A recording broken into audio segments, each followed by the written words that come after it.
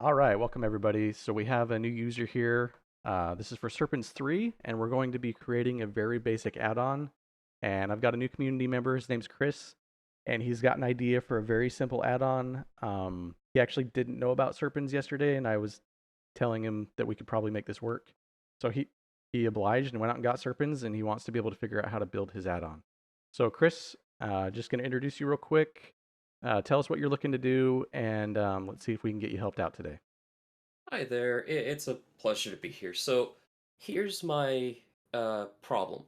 I have a robot character, and he's made of a lot of parts, like way too many to go through one by one. And this is the problem part: cleaning up vertex groups. But not just any vertex groups. I want to clean up the unlocked ones because the more vertex groups you have, it takes Blender longer to run, and sometimes I want to export a model and I need the vertex groups to, for Substance Painter, stuff like that. I need to be able to work with it. But for said robot, if it's made of 100 or more parts, that is so long to go down to this menu and, do this one by one. It would take forever. So I wanted to make a button that if I had, say, a robot on the screen, I say shifty, shifty, all these parts, I want to say control, or not control A, but A to select it all, and then I could be like, okay, little button of choice, I wish to go click, and boom, it cleans up all the unlocked groups where it would be just like this, but it did all of them.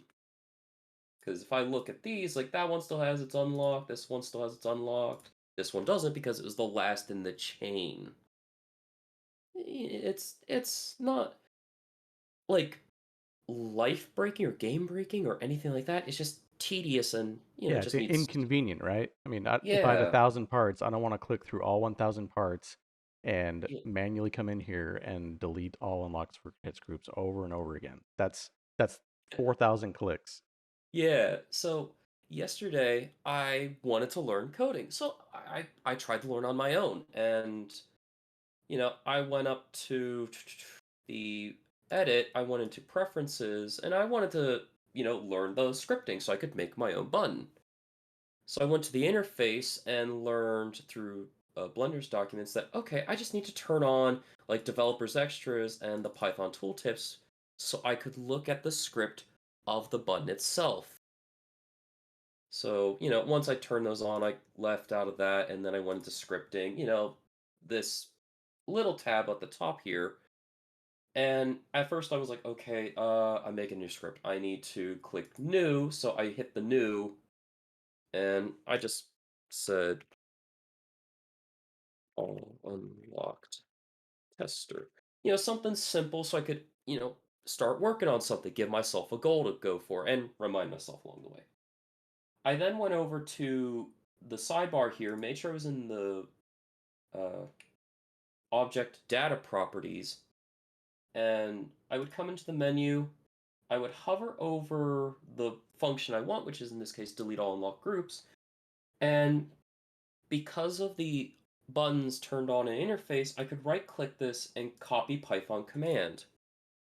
And it would give me this, which I thought this is what I needed. I honestly don't know the code. Even now, I still don't really know what I'm looking at, other than it says, hey, vertex group removed. And then I see it says all unlocked, which is like, okay, it's removing all the unlocked. And it says true. So that means it's looking for this status on it. Now, that is unfortunately a bit of my background of where I know a little bit of it. But otherwise, it's like, I don't know what a BPY means, ops, object I can get a little idea of. And then yesterday I was like, okay, what if I look through the format or the templates they have? And I'm like, uh, trying to think of an example. Let's just say batch export. It's like, oh my goodness, all this extra stuff. I don't understand at all any of it. And I thought, wait, I'm seeing familiar things here? And I'm like, wait, is this different from this, which is the button in here? And it's only after I messaged the 3D Character Workshop group that you then said, "Oh, you have this and that." And I'm like, "I don't understand what each is which." And you told me, "Okay, this is different from, well, this guy." Yeah. Yep. So, So that's when I basically recommended. So I built the add-on. I didn't make it 100% right, but I gave him something, and it worked on one of his objects. And then I told him, yeah, I just built this with Serpens real quick. And so he went out and got Serpens. He doesn't know how to use it yet. So the whole point of this video is we're going to walk him through as a brand new Serpens user, somebody who doesn't know how to code, but he's an artist, to be able to get the ability to delete vertex groups on all of his selected objects. And if we can do it in time, we'll add some functionality to it as well. Because I think you said you wanted to delete all vertex groups or the unlocked, and then if we give him more time, we may be able to add in not just selected objects, but all objects. Yeah, Um, so a nice little section of options. So it's like all locked, all unlocked, or all of them. Because we can all hit A inside of the viewport. We just hide what we don't want to have selected, like light, the camera. I don't want those selected, and I just hit A. I have the cubes then selected, or objects. yep. Could be a character, could be just a small chunk of something I need to work on. So this is a perfect opportunity. Let's get started. So the very first thing we need to do, I've instructed Chris. Let's start from scratch. We'll teach people how to install Serpens, and then we'll cover the add-on preferences just very quickly, and then we'll get right into setting up our workspace for visual scripting, and then we'll move on from there. So I'll go ahead and I'm going to delete my workspace, and we'll start from scratch. Okay. And so if you have Blender open, we're using Blender 3.1.2. And this is just a brand new blend file. We did install Serpens from the Blender Market, and all you have to do is go to your File, Edit, Preferences, and we're going to Add-ons, and then we click on Install. Go navigate to wherever you've downloaded Serpens, and you should see the Blender Visual Scripting. Now, currently, Serpens 3.0 is the latest version, and so click on that zip file, and then you just click on Install. And it will install the add-on, but you have to enable it by clicking the checkbox. And then once the checkbox is on, I'll just make this window a little bit bigger here. We'll just cover a couple things in the add-on preferences. So there's a couple of selectors at the top. You have a settings, a marketplace, and a custom. We'll cover settings first. Check for Okay. updates allows Serpens to go out and look to see if there's a newer version on the marketplace. And if there is, it will notify you on Blender Open. So this does add a little bit of overhead when you're opening Blender because it makes a query out online. So if you don't want to check for updates, you can turn that off. Otherwise, you can leave it on and it will just add a little bit of time for when you're opening Blender to go out and check. The debugging here on the right, this happens when Serpens is compiling the add-on real time. And if you've done something in your graph that breaks that process, it'll generate a text file like we were seeing in the scripting workspace. And if you get an error on the debug, it usually tells you the line that we had the error on. So this keep error file will help you navigate to that line and try to troubleshoot the script to see if it has issues you need to correct. You Would don't this be necessarily need it, but it does help in troubleshooting when you can't compile. So I would turn this it on. be Okay, so this is definitely useful for, say, a new user, because then they could share their error with someone else who, like yourself, who knows the Serpents very well, or, very well indeed, actually, Yeah, and could give them advice, because then they can literally throw the error file to you, or, yeah. So you could copy the error code and then also copy the generated script and say I've got this error and this is the script that got generated, and I know that this is the line number here that my error is on. I don't really understand the error, but this is what I have, and that could help in troubleshooting. So we'll we'll keep that on for now, um, and then we'll just move on to the next thing in the add-on preferences, which are the key binding shortcuts. So Serpens 3 is new, and something unique about Serpens 3 that we didn't have with Serpens 2 is it auto compiles every time you add nodes to the editor or every time you connect nodes. But if you always want to force a compile, let's say something's not updating, you can use the Shift R key inside the Serpens node editor, and Shift R does a force compile, and it does take a little bit longer because it starts from scratch and compiles everything together. So that's the shortcut key for that. We're not going to use that very often. We may not even use that in the video, but that's just an FYI that that's what the event is. Okay. Node docs is something that has been a long requested feature for Serpens, and that when you're in the node editor, if you click on any node, if you hit the F1 key, it will open up a web page going to the Serpens documentation, and it opens up. I think it opens up the node's web page, and you can search for your node if you're wanting to learn more about that node. It doesn't teach you all the use cases of the node, but it does give a general introduction to the node, which is great because we didn't have that before. Um, Okay.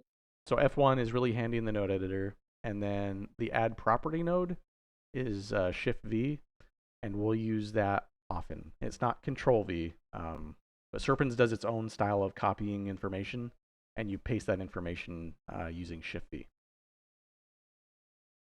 And Okay. that's it for the settings. So the marketplace, this is something that's existed in Serpens and Serpens 2. Packages, snippets, and add-ons are the type of marketplaces you can search. And for the most part, packages are a very advanced use case where you're building your own Serpens nodes. And if you know how to code, you can start making packages with Serpens, and they have documentation online that go through that process. I would say if you're new with Serpens, don't worry about that yet. Okay. There are a couple packages out there, so I made one in Serpens 2. It's called Posebones. So you can click on the load packages, and it will go search the marketplace. So if you click that load packages, yep, Oh, that okay. that's a package that I have made and I put on the marketplace. The marketplace is on our Discord. You upload stuff through Discord, and it puts it on the marketplace, and then the add-on can actually go search it, and it's like a little store within Blender. And you don't have to pay anything here. It just has links to either the files or to web pages where people are selling stuff. Okay. Snippets is a similar thing.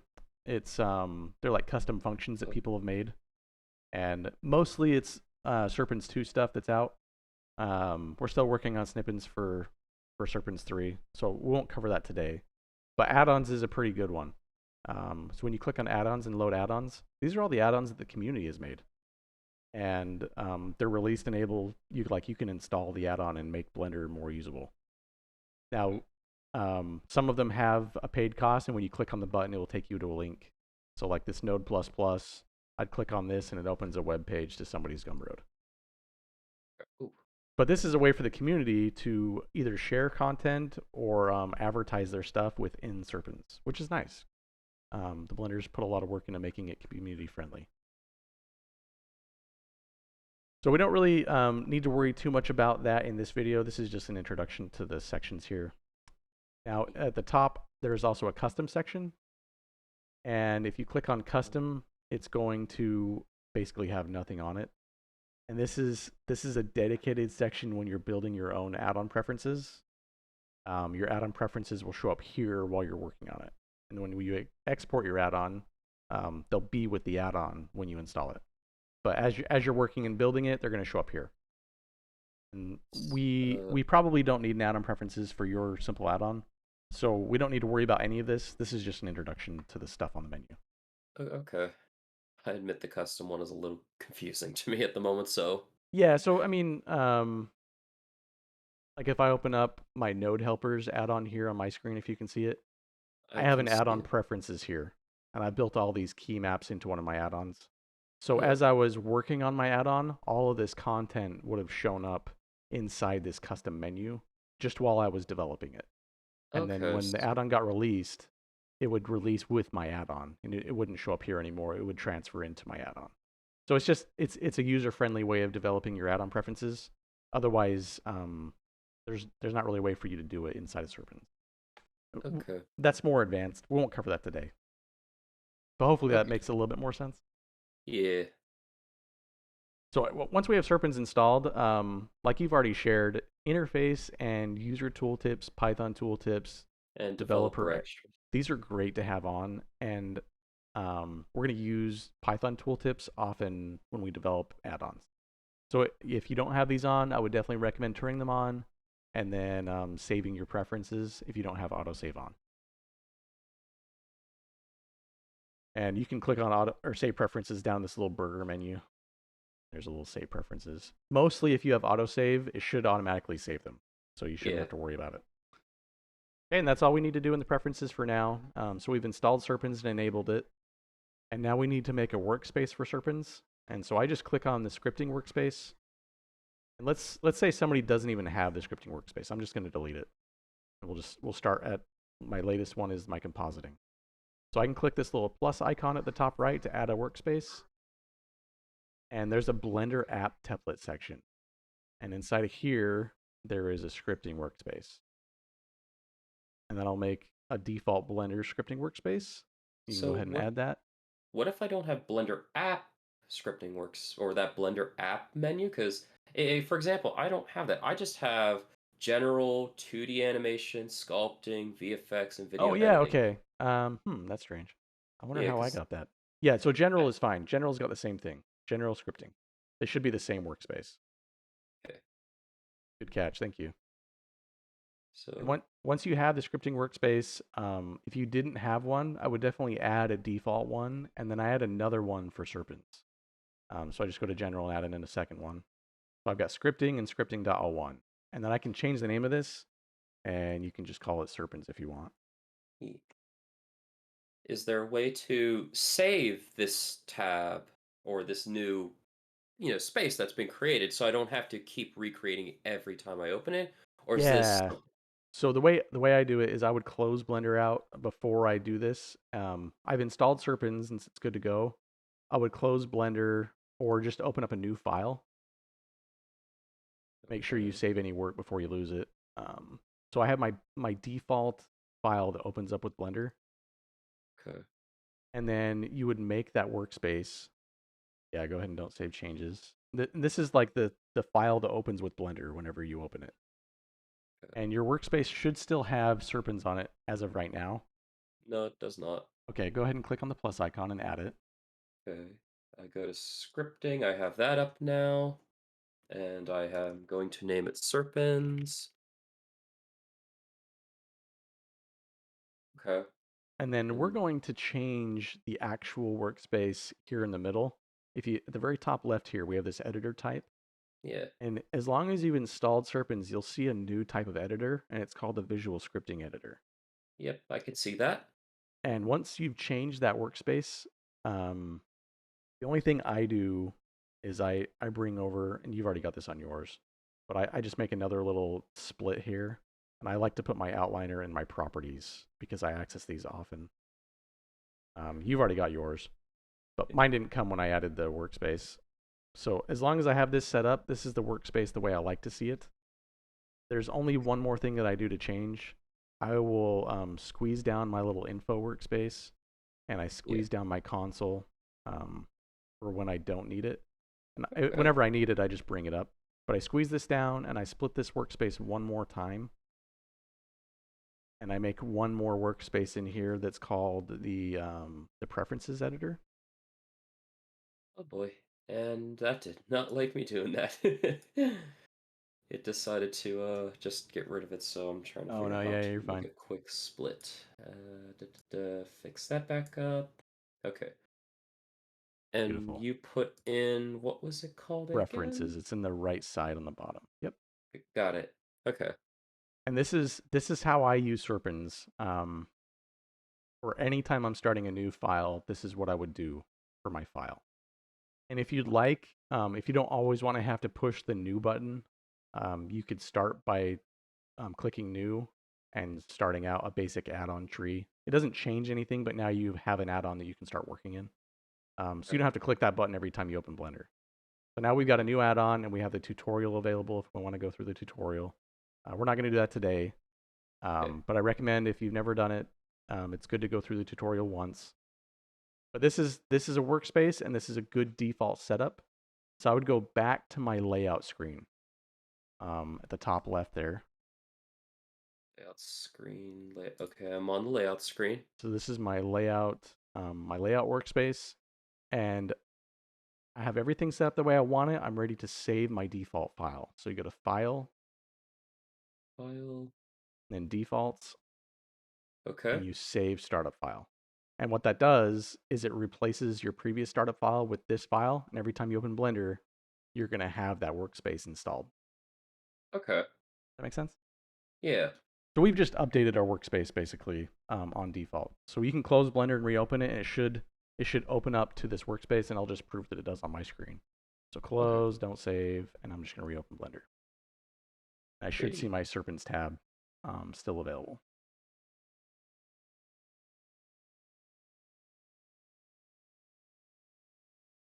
Okay. How we doing so far? Good?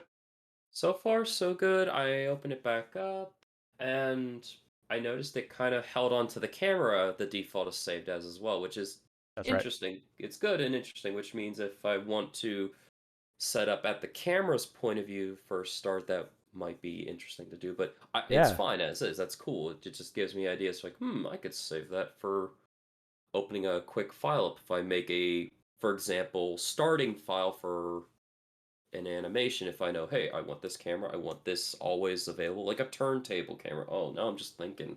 Yeah, this is the cool things you learn as you're setting up your workspace.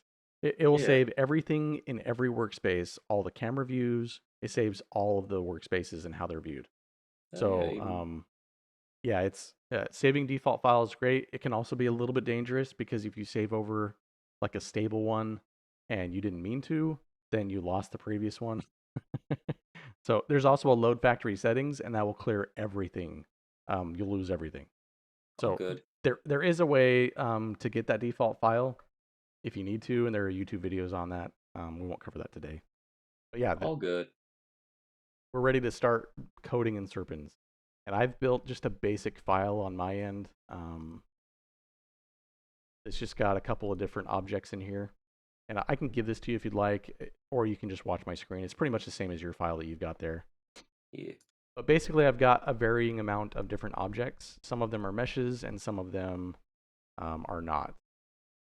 And I like to give this is like just a little intro to Blender data, because we're really going to be using a little bit of Blender data on your simple add-on.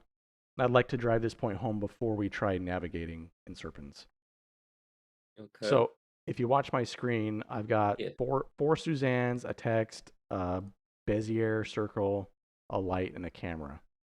And if you look in Okay. the outliner, all of these items here, they have a name, and then they have these icons that kind of let you know quickly at a glance what you're dealing with.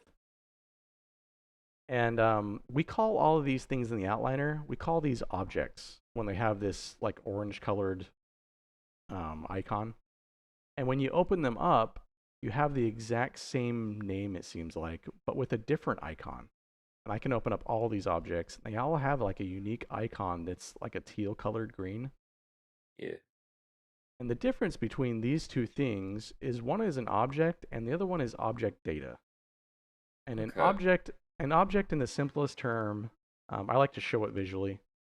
So I've got this green Suzanne here. Yeah. If I go to my viewport display, I can tell Blender that all I really want this thing to be shown as is a bounds. Oh And my. literally, this is really all an object is. It's just something in 3D space that's storing data.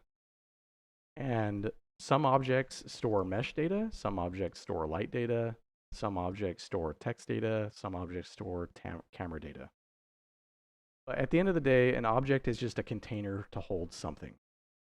And all objects have a name, they have a location in 3D space, they typically have a rotation, and most of them have a scale.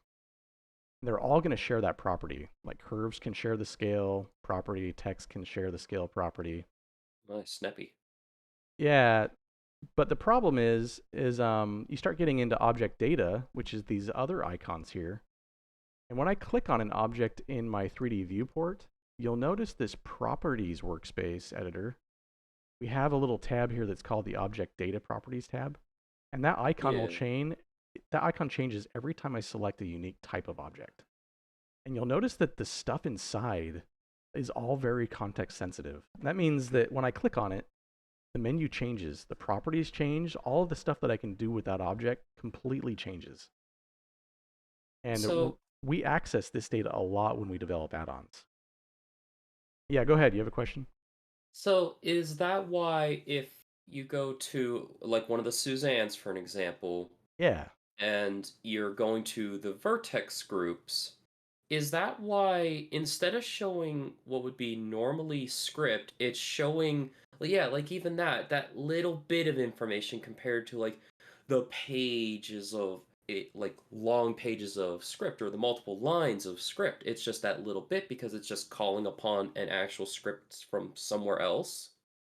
Yeah. Let me see if I can reword your question. So the scripts that you were seeing, scripts can generate, like if I open up a template here, Python, and I go to what was the one you did? Batch export was the one I did as an Yeah, example because it's batch like it's export. yeah. So this code is it's referencing objects. You see a little bit here that has something that's saying obj active, and we're saying we're going to our view layer and we're looking for objects, and then all we care about is the active object. And then we're defining another variable. We're calling this variable selection, and that's equal to whatever bpi means. If you're new, you don't know what that means. Not at Um, all. yeah, context, you don't know what that means, but you could kind of understand, okay, selected objects. That must mean, objects that I have selected. Yeah, like the Um, Suzanne's in, or technically fourth Suzanne in there as well. That's just being shown as a bounding box right now. yeah, so when Actually, you're was that? yeah, this is literally a Suzanne, and all I'm doing is I'm saying Suzanne. Suzanne is really just some object, and I'm just displaying the amount of space she's taking up in 3D space. Now, does that alter how the script would run it if she looks different, or is that just a visual change and It's it just has no bearing on the actual effect it would have to the, the Suzanne monkey that just looked like a box, that's all? yeah, it has no bearing on the code that you're accessing. It's literally just a display property. Okay, I like using it as a box because I can explain an object easier when people see this. Like all this is good. an object, this is an object. All of these things can technically fit inside some container. But this is probably going to blow your mind. In the code, we have to define variables and make them point at something. So this variable is pointing at our active object, and an active object is the one that has like the highlight around it that's a unique color. And then the Okay, selected objects have a different highlighted color. So mine's green and all my selected are blue. yeah, And so I define what's called a variable. This thing's just pointing at the active object, and it like reserves memory in Blender saying, okay, this variable is now pointing at, Suzanne. And the selection is pointing at Suzanne plus all of these other Suzanne. And then okay, I can run operations, and operations they call them ops. It's just a bunch of code that somebody else has done, and they built all of the supported code somewhere else in Blender, and now you're just calling that code. And they try to sort it based upon what it's relying on. So if you see bpi.ops.object, we're probably going to be doing something on an object. okay.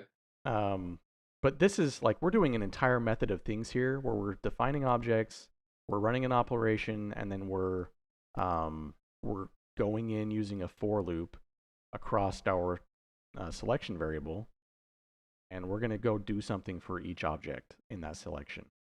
And that's like an entire script. Whereas in the 3D workspace, you highlight something with your mouse. I go to my object data, and I've got this vertex groups, and I get this little Python tooltip saying this is bpi.data.objects, and then it has this little bracket with the name of the object inside, and then this dot dot dot active index. That's just relating to that one vertex group, and we're just looking at the UI. Yeah, The active index is really just the thing that's selected. So as I select, the index is now on group 3. The index is now on group 5. So when you highlight with Python tooltips in your UI, you're not always going to find what you're looking for. And in this case, we're only looking at the active index is really just some number. Like this is index at the top would be index 0, index 1, index 2. I'm just clicking, and that's the active index, whatever's highlighted. So that's not really what I want. Like, if I want to know more information about my group, how do I get a hold of that? And I'm going to be teaching you how to find that today. cool. Um, but uh, if I made a cube has, six faces. Is that right? One, two, three, four, five, six. Six faces. Yeah. Or So if you go all the way around one way, and then the two that would be the side. That's right. And then I come in here and I have 8 verts. And that's way different than a Suzanne, right? Suzanne's got 31,000 verts. Oh boy. But both of these objects, they're mesh objects. They both have a mesh data properties. They both contain vertex groups. Whereas if I were to click on a camera doesn't have vertex groups. Does that make sense? Yeah. And I can click on a mesh and have access to unique properties that are associated only with a mesh. And Yeah. what's interesting is if you look here on your cube, I can click on this little drop down here at the very top, and I can make this data reference a different mesh. So I can click on one of my Suzannes, and I'm instantly looking at a Suzanne now.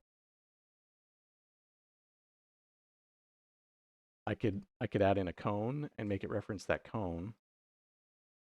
I come in here and say, okay, I want you to be cone. Oh my. Right? Even though my object is named cube, is now referencing the cone mesh. I'm And trying to figure out how I'm supposed to get back the cube I used to have now, because it's like, oh no, I've now changed it, but I think in court. it's typically the one that has a 0 next to its name. So if you open that So up, you should have one that has a 0. And if not, then you brought it back. okay, so at some point I turned a cube into a cone, but it didn't go zero Yeah, you're either. back. So if you look at your outliner, you've got cone selected in your outliner above. Yeah, Go up a little bit more with your mouse. yeah. And your object data is also saying cone, so you're good. Okay. They both say cone. But that's just to tell you that like an object just has a name, but the mesh has its own special stuff. And we're only going to be working with meshes in this video, but we need to make sure that we understand not every object is a mesh. Like a camera is also an object that's not a mesh. Text is not a mesh. Bezier curve is not a mesh, and a light is not a mesh. So as we're building our add-on, we only want our code to run if the object is a mesh. Does that make sense? Yeah, you're kind of instead of, for an example, instead of a fan which would hit, blow a lot of air around, you're just making effectively a small device. You're aiming it. Oh, That, a better example, instead of a shotgun firing pellets, you're making a very honed weapon firing exactly at what you want so it hits its target where you want it to hit and not hitting something you don't want it to hit. that's right. Yeah, or another analogy is rather than using the sun to light up the world, you use a laser pointer to light up a single area, right? We're Yeah. narrowing our scope down, or we're narrowing what's called our context. The context we're only interested in is mesh objects. And Okay. we're going to go into Serpens now, and we're going to try to find our vertex groups on our object. But it has to be a mesh object, and that's really key. So let's Yeah. go ahead and go into Serpens, and we've got a new add-on. And Okay. if you haven't made one, you can click on New and make one, and it will say Node Tree. And if you open up your End panel on the right-hand side here, you'll have a Serpens tab. Yeah. And there's a couple of things just to cover quickly. There's a little add-on section. You can open that up. Add on, add on. Okay. And this is the name of your add-on. So when you export it, this is what it's going to be called. So we could say remove vertex groups. And when it installs, it's going to have that name. And then the author you would want to put yourself. Okay. So for The, sake of keeping up, I'll just do Chris. yeah, that's fine. Okay. And then you can fill out the other things. So you can give it a description. The location, in our case, we're going to be doing stuff inside of the object data properties. So I would probably say mesh data properties for my location, because Okay. the if you highlight your mouse, we're in the object data properties and we're working on a mesh because the icon is a mesh icon. Okay. And then category, for this add-on, we're working with objects. So in my opinion, it's an object category. If it doesn't meet a category that you don't see in this list, you can actually click on custom and write your own category in. Would mesh be more accurate then, since it does offer Yeah, mesh as an option? good call. I didn't even see that. Mesh is a You're better fun. option. It's just so much to take in, and I just saw mesh since that was the key word, and I'm I like, know, right? maybe that's what would be better. I don't know. And then most developers like version control. So let's say you make this add-on and you realize you have more features you want to add at a later date. You can save new versions of your blend file, and Okay. when you export the add-on, you can export a different version of the add-on, and that allows, like, if you were to sell this on Blender Market, it allows your users to know, hey, this is a newer copy, um, and it'll have the version exported with the add-on name. So this is all nice Serpens usability that you'd have to code yourself if you were trying to code. And Serpens makes this a lot easier. It's all available here on the end panel. And when we're done building our add-on, there's the save button right here that says save add-on. And we Okie could dokie. we could save this add-on and it does absolutely nothing, but you could export it as an exported add-on. We're gonna actually do something today. So in our node editor, if you're used to using node editors, Serpens is pretty much similar. You have nodes and you connect nodes. We go to it has an add menu with a shift A. I'll turn So on like my screencast keys just to help out. so like in shading, doing material nodes or even like geometry nodes, similar idea. It's just we're gonna have different options to put in here. That's right. And Okay. I would get really used to the interface section. Interface is everything that's visible in the user interface. So everything you see on Blender, it has interface code. And the easiest thing to put in here, I mean, we want to work inside of your vertex groups area. So we probably want to add a panel to here. And there's a node that's called add to panel. So in interface, it should be at the top, add to panel. You have Interface. to bring your mouse up farther. Yep. Oh, Uh, yeah, I see. I'm using the mouse wheel in this case because it's that's so okay. add to panel. I click on that. Got And it. then we have a little pipette eyedropper button in the middle of that node. You can Hit. click on that little pipette, Okay. and then you have all Oh, these weird red sections that show up. You have to yeah. click. You have to click something. And if you decide you don't want to use this node, just go ahead and click something anyways before you delete it. What But if we want to probably do this above our vertex groups. what if I don't see that now because everything's blank on that right side. How do I Yeah, know? it's okay. Just click something red, and then you can get to where you want. Just Uh, select something, I have and no then idea where to yeah, go to your select. tab now. There you go. Now click your pipette again. Okay. Clicking There on you go. that. Oh We're yes, in we're in where we want to grow. So you can cool. have it part of vertex groups. And the easiest way to see whether or not it worked is we're just going to add in another interface node. And Okay. we'll use a label node. Label. And a label node really just is a label. So I can plug in from my yellow diamond socket on the first panel socket to my label interface. And now you should Would you see s- here my label shows up.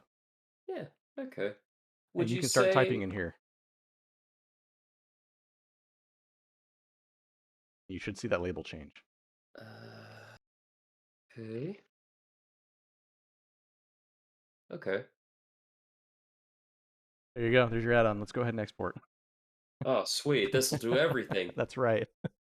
We So don't actually have to add much to play God in Blender. that's right. Those whole videos of hit two buttons, turn a block into a Ferrari or stuff like that. This is how it does. I see it. You guys have been holding out on us. That's right. So the real question is, now that you can see that your stuff is showing up, is this really where you want your add-on to be operating, or do you want it? We have this little drop-down button here. Do you want it inside of this menu instead? um, to be honest, no. If I had a choice, for example, let's say I know I want to be in, say, the modifiers panel, Huh? just for example's sake. Sure. If I had a choice, I would rather have it in my end toolbar and make my own little end bar and make, in this case, a favorites list, and then I just add to it as time goes by. Make it a nice little pop out and, keep it separate. People know what's the add-on and, you Perfect. know, Well, let's just let's as an do that example. then. So let's we can leave this here if you want, or we can get rid of it. If you want to do it on the end panel, we can totally do the end panel. You want to do the end panel? I'd like to do the end panel in the because 3D there are viewport. times when it's like I say I'm in like a different one of the tabs. I could be in texture paint. I could be in shading. That thing on the right's going to be changing left, right, and center. But the end panel, it's like I could just pop that open anytime I want, and I'll have it on that side there. So this is something you need to get used to knowing now. End panels are not created equally. So the 3D viewport end panel is unique, and the node editor end panel is also unique. You can Ooh. make you can make your add-on, and you can put your add-on in every one of those end panels if you want. You just have to create a panel for each one. Does that make sense? Oh, yeah. If actually, I think I remember seeing this a little bit in the experimenting, and also just because of what we're doing. Correct me if I'm wrong. Um, if we get rid of the add to panel, and yeah, you did it. You grab the panel one. Yep. You can add in the In this panel. in this case, on it just from the get-go, it says for the view 3D UI, which would be an end panel at that point, right? Yeah, so if I open my end panel on my 3D viewport, if I click this pipette here, there's a new tab at the very top that says Serpens. And Yeah. if I click on that, it will set the context for this panel to be the 3D viewport. But I could totally do it for the node editor as well. And then it only shows up in the node editor. So I have new category here, and it's not here anymore on the 3D viewport. Oh, that is amazing. Just But being you able to can, put it where I want. yeah, you can, if you want this to show up in all the panels, you just have to build a panel node for each one. And it's easy to do. Once you've done it once, you can just duplicate a panel down and make a panel for a different editor. And now you've got new category here and new category here. Oh, cool. That makes sense. So however Yeah. however many places you want it to show up, we're just going to focus on one today, but you Yeah. can repeat the concepts for every end panel everywhere in Blender if you want. Very cool. So we'll focus on the 3D viewport for now, because you're probably going to be working in the 3D viewport when you're trying to do this operation anyways. Yeah. And then the name of the panel, you can name it whatever you want. The ones that are really important are the category and the label. The name is like I believe it's the Python name. So remove vertex groups, probably a good Python name. And I'm going to use the same thing for the label. Okay. And then category, this is just my opinion. I'm an add-on junkie, and I have a ton of add-ons that use the end panel. So the fewest characters I can use to find my panel, the better. And so I'll do something like VG for vertex groups. Okay. But it's really up to you. You can name it whatever you want, but that's going to make the name on the side panel here show up whatever characters are there. Okay. See, the And artist in me is always like trying to get to so many different panels, and if I have just that one nice end panel I can pop open, it feels sometimes just a little bit easier because, again, with everything how it shifts, I'm using a 3D viewport, so sure. that's gonna save me so much time instead of having to go like off to the right, go back down here, try and find this again. So, Yeah, so if you want to put it on a panel that already exists, so let's say I want to put it in the tool panel. ooh, All I have to do on the category is I just use the same word tool, and now it lives in the tool panel. oh, that is excellent. So, tool. You have to do the Yeah. exact same. I think actually that probably you have to give Oh it the yeah, it has capital to be the T. exact same case and Yep. everything. I made a small one where it was just little t for tool, and then it made its own thing. So yeah, the case is very, very important in that. Otherwise, it doesn't go there. Yep. Okay. That's correct. So if you want it in tool, you can. Otherwise, you can have it be its own panel. It's really up to you. But as you're building more and more add-ons, let's say you have like 5 add-ons that are made by Chris, and you want them all to be in the same end panel. All you have to do Mhm. is use the same end panel name, and they'll show up there. Very cool.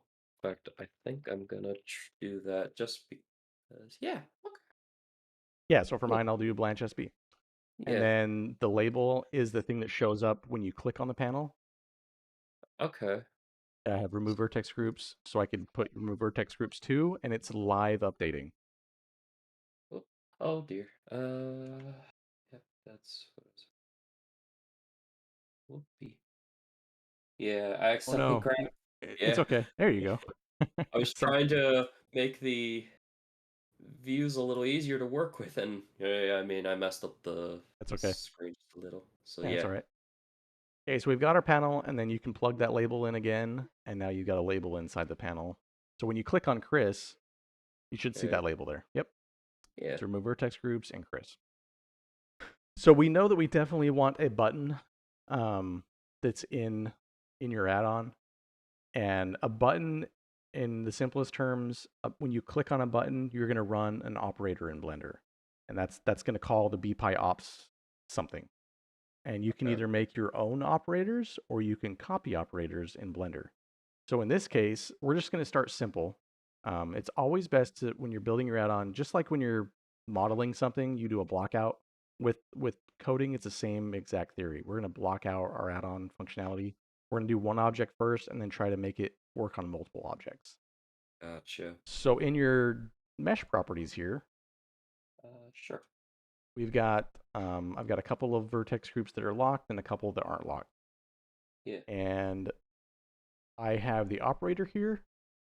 If I click this little drop down, all Yep. these things that I can do here, most of these are operators, and you can tell if they're an operator. Um, like these are buttons in a menu, basically. And you'll know it's a button because when you highlight it, the Python tooltip will say bpy ops. Yeah. That you just need to remind yourself this is a button. When I see that word bpy ops, we're gonna be clicking on a button. So I want delete all unlocked groups, and you can right click on that.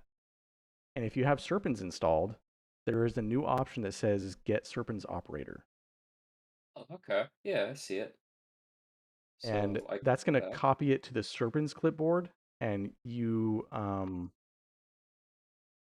get to paste it, but you have to paste it after Mm, you bring in a button. So we're going to add in a button node. okay. And that would So be interface and then button. interface And it's button. all Okay. alphabetical, which is nice. Makes it Yeah. easier to find things. And you have the option on the button. There's another button on the button, and it says paste operator. So as long as you've copied the operator, you can paste it right in there. Okay. So in this case, I would hit that, yes, or Yep. do we You save it for later? you actually, this is a great time to make this comment. Let's go ahead and save our file. Uh, okay. S. Yeah. Okay. Yeah. So now you can click on paste operator, and it should paste that operator right in. Okay. And if it says remove vertex group, then you know you did it right. Okay. And this is a Blender operator. The little thing right to the left of our button has a little Blender icon. Okay. These are operators that come natively installed with Blender. If you click on the other one that says custom, those would be Okay. operators that we would build inside of our add-on. Okay. And it has to reference the current graph that we're in and then the actual operator that we want to use. But as of right now, we're just going to use the Blender operator. And so Okay. let's put this button on our user interface, and you should see it when you connect it with the next panel socket. Okay. My, that is a small button. So do you want it to be bigger? Just a little bit. Just All a right. little bit. So the way that you make a UI item bigger is we're going to add in another UI node, and it's on interface, and it doesn't matter which one we do. You can pick row or column. Um, Probably column because I feel like I'm gonna be adding buttons below it, Yep. so Yeah, so probably column that. is vertically matching things together, and you can just put it in between the panel socket and your button. Cool. And Just like there's noted. an option here that allows you to scale on the Y, so you could set the scale to 2. Okay. Oh, I'm even sliding it just because I was curious, and it's actually Yeah. updating the size in real time. So before I even commit, I can get a small idea as to how it's gonna look. Oh, that's great. This is why I love Serpens, because you can do this in real time. So I noticed the X doesn't do anything. Is that because of the menu? Like, There are with some things in Serpens, or I'm sorry, there are some things in Blender that this most likely when you add something to the interface, if you're not sharing the space, it just fills all of it. Does that make sense? okay. And so Yeah, it does. scale X only works typically when you've got multiple things side by side.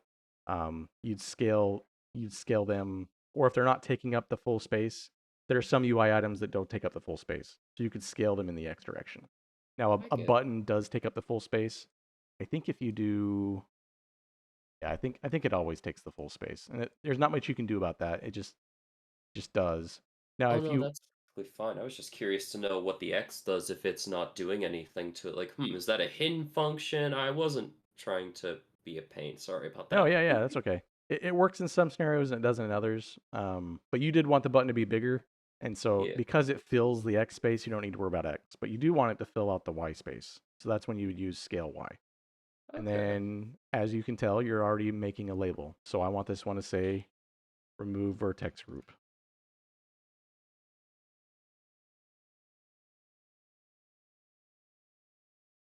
And then when you click enter, your button should change its label. Okay. Oh, cool. So now I've copied this operator and I put it on a button, but now we're going to test to see, well, does it really work? Well, let's find out. I'm going to click on an object and I'm going to click on the button. Yeah. It removes the vertex group of choice in this case It just removed the because of. selected one, and we've got a couple parameters on our button. They have like these little hidden eye icons on them. You have an Huh. all and you have an all unlocked. If you click on the eye icon, it will expose it for being viewable, but then you have to also be able to tell it what you want. Do I want it on or do I want it off? So, In like, this case, I would want it on because I want to take all unlocked and delete them all. okay. Now, when I click the button, so let's say I have, 8 vertex groups that are all unlocked and I have 2 that are locked. So now when I Okay. click the button, it should remove all of the unlocked. Okay. It does. Yeah. Yeah, it worked just right. So I at Now least get. know that this operator works for my active object, right? Huh. Yeah. And we haven't really done anything special other than move the operator somewhere else in Blender. Like it's the same operator that you have when you click on the drop down over here, remove, delete all unlocked. Yeah. But notice when we copied it and we pasted it, it didn't come default with the all unlocked set. You have to set it manually. Does that make sense? You just have to get used to that. Yeah, Um, so how would I, in this case, it added it on its own. Uh, how would I get it to show all locked in that case? Say I wanted to reverse it.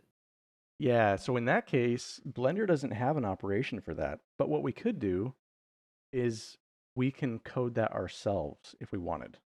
So Um, how would you get the code then? Because we grabbed the code from or the call out from the drop down menu, but I remember looking at that and it is nowhere near like say that example batch export uh like hundred some line of code.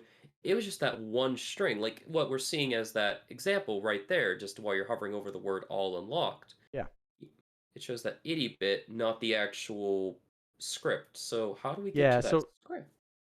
that's where we're going to be going to that next step. That's a great question. So when Oh, you hover sorry. your mouse on something, Yeah. what you're really doing is you're hovering your mouse on a UI item. And so it's not always going to give you what you're looking for. Like I want to access the all unlocked property. Well, I'm not going to see that when I'm hovering my mouse here because I'm just hovering my mouse on a node with a socket on the node. And so I'm really just looking at the socket. This is socket number 6 and it's the default value, which is it's a very common word that's used in Blender for saying the value on this socket. Okay. It has nothing to do with all unlocked. It's just saying, okay, I know I have this node here, and I've got 6 sockets. Socket number 6's value. And that's not really what I care about. So how do I find whether an object is locked or not? Well, I can come over here, and if I highlight on the lock symbol, it gives me kind of an idea what I'm looking for. We have this lock weight, Yeah. right? So I know I at least need to get access to that property. And so yeah, if as long as it has access to it, you can right click, and there's a get Serpens property at the bottom of your list. And Okay. sometimes this will work, and sometimes this won't work. It depends on this time it won't work. So saying I can't get it, but you can use the blend data browser to find it. And this is something that's new in Serpens Uh, 3. We have a blend data browser. And it's a okay. little intimidating if you've never used it, but I'm going to try to break it down for you. And the reason why I spent all the time I did at the beginning of our session talking about objects and data was exactly for this reason. Because we're going to go in the blend data browser and you click on the blend data browser button and it turns our preferences into the blend data browser. That's why we built this workspace this way. Ah, It's okay. all So making that's sense, right? Sean didn't just crazily make me add this little area. okay. So blend data browser, this is a Serpens thing, but really all it's doing is it's accessing the data that already lives in Blender, and it's Okay. sorting it in hopefully an easy to use way rather than you having to try to find stuff via the console. And just for an example, I can open up my console area and I can do bpi.data dot, and then when I hit the tab key, it will show me every type of data that I have access to in my blend file currently. My. And there is an objects part here, so I could do dot obj e, and if I hit tab, it should autofill. And when I hit tab again, Hmm. it will show me more stuff, right? But man, that is kind of painful. Like I have to hit backspace if I want to go back, and maybe I want to do something different, like sounds, See, right? I'd be worried I'd make just one little button press just because, like, this is, like you said, a little intimidating because, like, I could be going into the wrong location altogether because maybe I don't know it's an object, maybe I don't know it's a mesh, or in this case, data. It's like, or sound. It's like, oh my goodness, Yeah. So that's it can be kind of intimidating opening up this browser, but it is literally the same thing as using our console and trying to type things out and hitting the tab key. It's just in a little bit more user friendly way. It's just intimidating because you see a lot and you're like, I don't know what I'm looking at.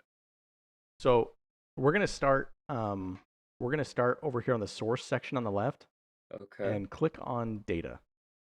Data, okay, And what this is saying is there is data inside a Blender, and in my blend file currently, this is all the data that we have access to. And inside of here, just like I did in my console, I did bpi.data.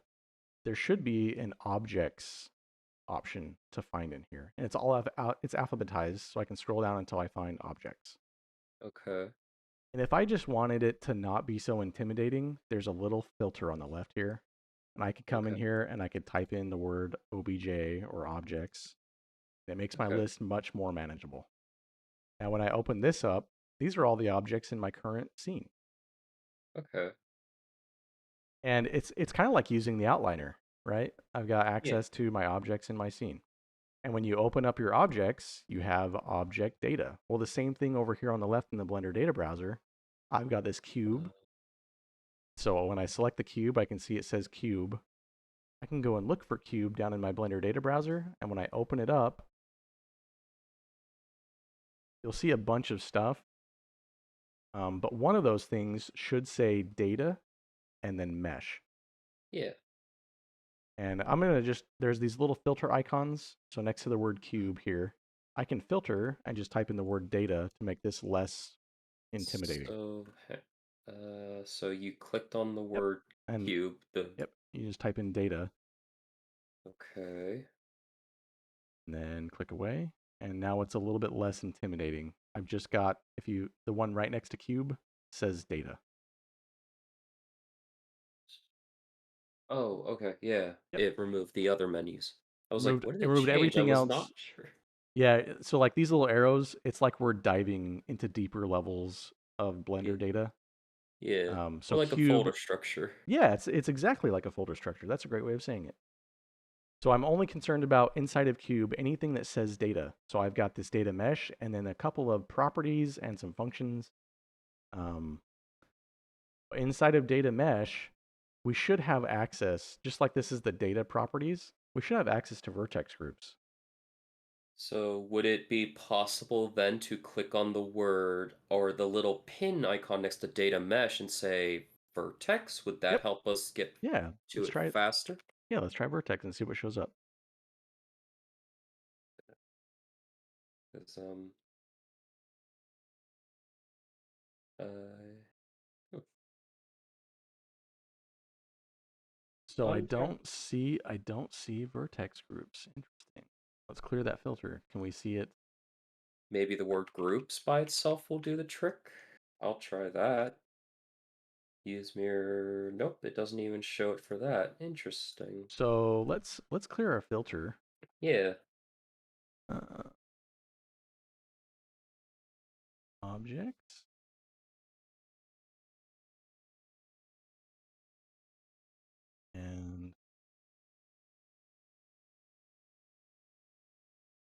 cube. Okay. We went one layer too deep, I'm sorry. So vertex groups, this is kind of weird. I don't know why this exists one level higher. So we need to So remove on both filters? instead of on data, just go to your cube and search for vertex. Okay. Now now you should be able to see vertex groups. There Oh we go. yeah, vertex groups.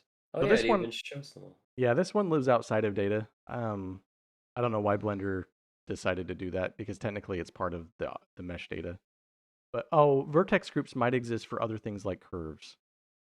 Um, no, Possibly, since technically you do use a single vertice for placing where the points on a curve are going to go. So there is a chance that it needs to be not in a mesh, but on its own thing so that it can be easily uh, yeah. dug So for. so a Bezier circle does technically have a vertex groups property. Interesting. Okay. Anyways, we got to our vertex groups, and so this is the entire group of vertex groups. It's a collection. If you look at my mouse here, like it's telling Yeah. you the kind of data that we're looking at. And a collection is just a bunch of items. And so if Huh. we open that up, we should see each of the vertex groups on the object I cared about. So I have this cube, and I've got group and group.01. And I also Yeah. have this one that's called active vertex group. So that's the one that I clicked my mouse on. Okay. So And if I open up these vertex groups, I should have access to a couple of the properties that vertex groups have. And one of those properties is about lock weight. um, sorry, I'm trying Yeah, to keep up with you, and I that's kind okay. of got Go lost along the way. go ahead and open up the vertex groups and then open up one of the named vertex groups. So group is one of them, right? Let's go ahead and Yeah. change one of our vertex groups names just to make it easier. Let's just Okay. call it, blanchsb's group. Okay. And then I have to reload on the Blender data browser. So you have the reload button here. Where's? Sorry, I was just. Okay, Okay. I see the reload button, Yeah, nice and click big on and the easy to reload find. Goody. and just open up your object again. Go to the cube, filter out for vertex on the cube itself because it's on this layer, and then I can see it blanch SB. Figure just for naming sake, I'm going to do it that way for Yeah, this that's great. part, just so you So can find it. we're only going to be concerned with blanchsb as of right now, just to look at the properties that are on blanchsb.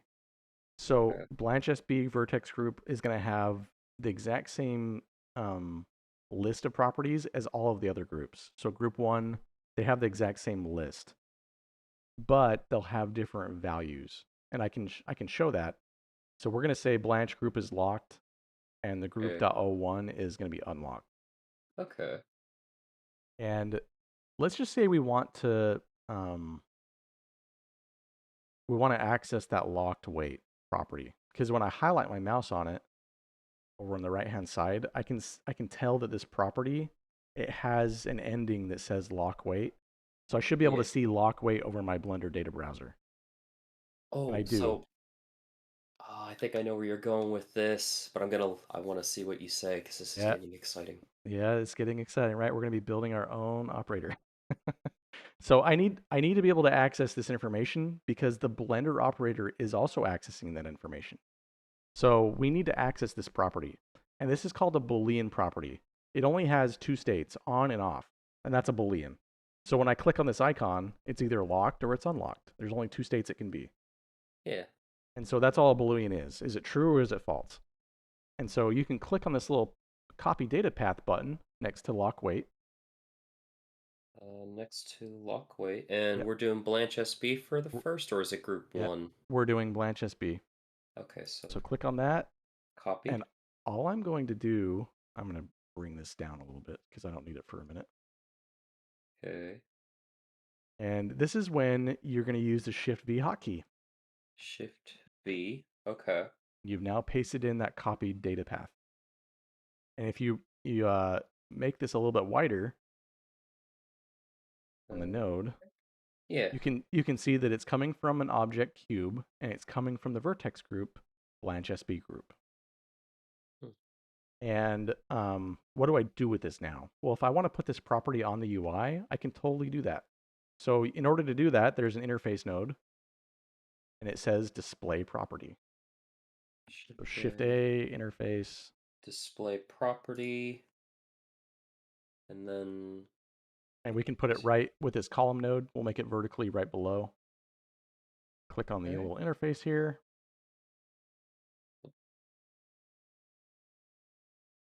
drag that back a second. That's great. Drag out your little socket.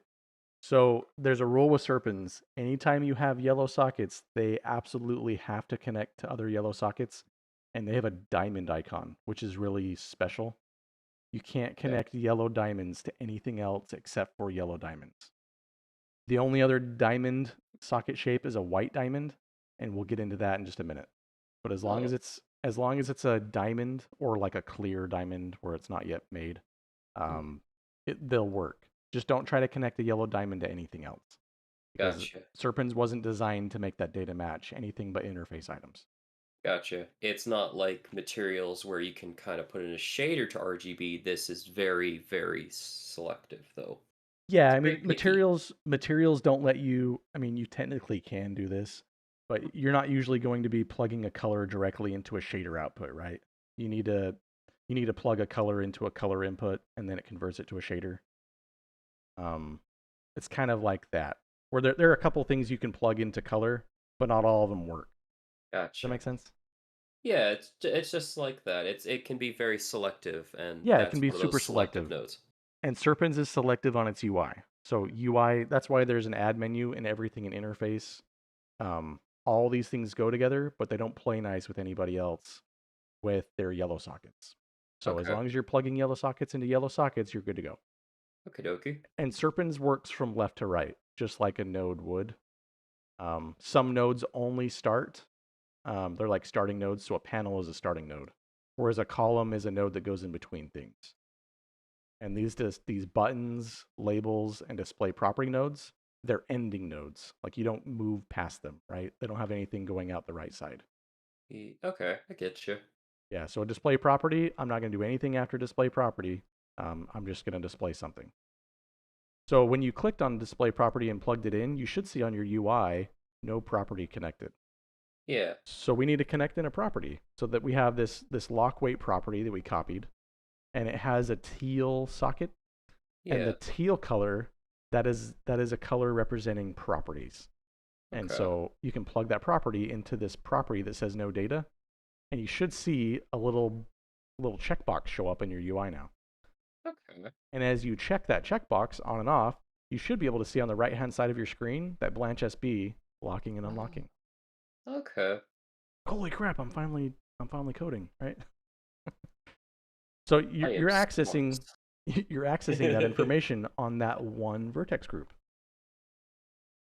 This is just to kind of show you that we're accessing that property, um, and we're able to change the property in the UI. A display property allows you to change the property on the UI. But what if I just wanted to see the status of it? Yeah, That's where we can use a label. So I'm going to duplicate this label node with Shift D, good. Shift D, got it. bring it down. Gonna put it below that. Yep, bring my little next column down below. Okay, next column down to there. And instead of plugging the property in, I'm just going to plug this value in. In Uh, Booleans, you have this little menu drop down here. This property is a Boolean, so it has a little plus and minus icon. A Boolean can okay, only exist between two states, and it has a red colored socket. So anytime you see red, that's a Boolean data type. You don't need okay. you don't need to change that for anything else. But you can plug that in. Yep, and you can go right into the label, Label. Okay. and you should be able to see on your UI. You should see a true show Yeah, up. I do see And when true. you click on the button or the checkbox on your UI, you should see that toggle between true and false. Okay. So that's how a Boolean works. It either has true or has false. And you're just referencing that data on your UI through a label. Okay. So But you I could, guess oh, go ahead. so I guess the trick here in this case is right now it's being selective in that it's looking at cube, it's looking at that specific group. We can identify it, we can even change it, but now it's how do we, I guess, maybe get to how do we get the button to work in tune with it to start, or That's I'm right. not sure at this point where we're going because it's a little it's starting to get to that like, okay, how do I go forward from this? Because I know the end goal. Now I'm not sure what we're Yeah. doing Where with. are we now? We're too far in the weeds. Where are we? Where are we going from here? I So need this my is machete. that's right. So now we're going to add the machete.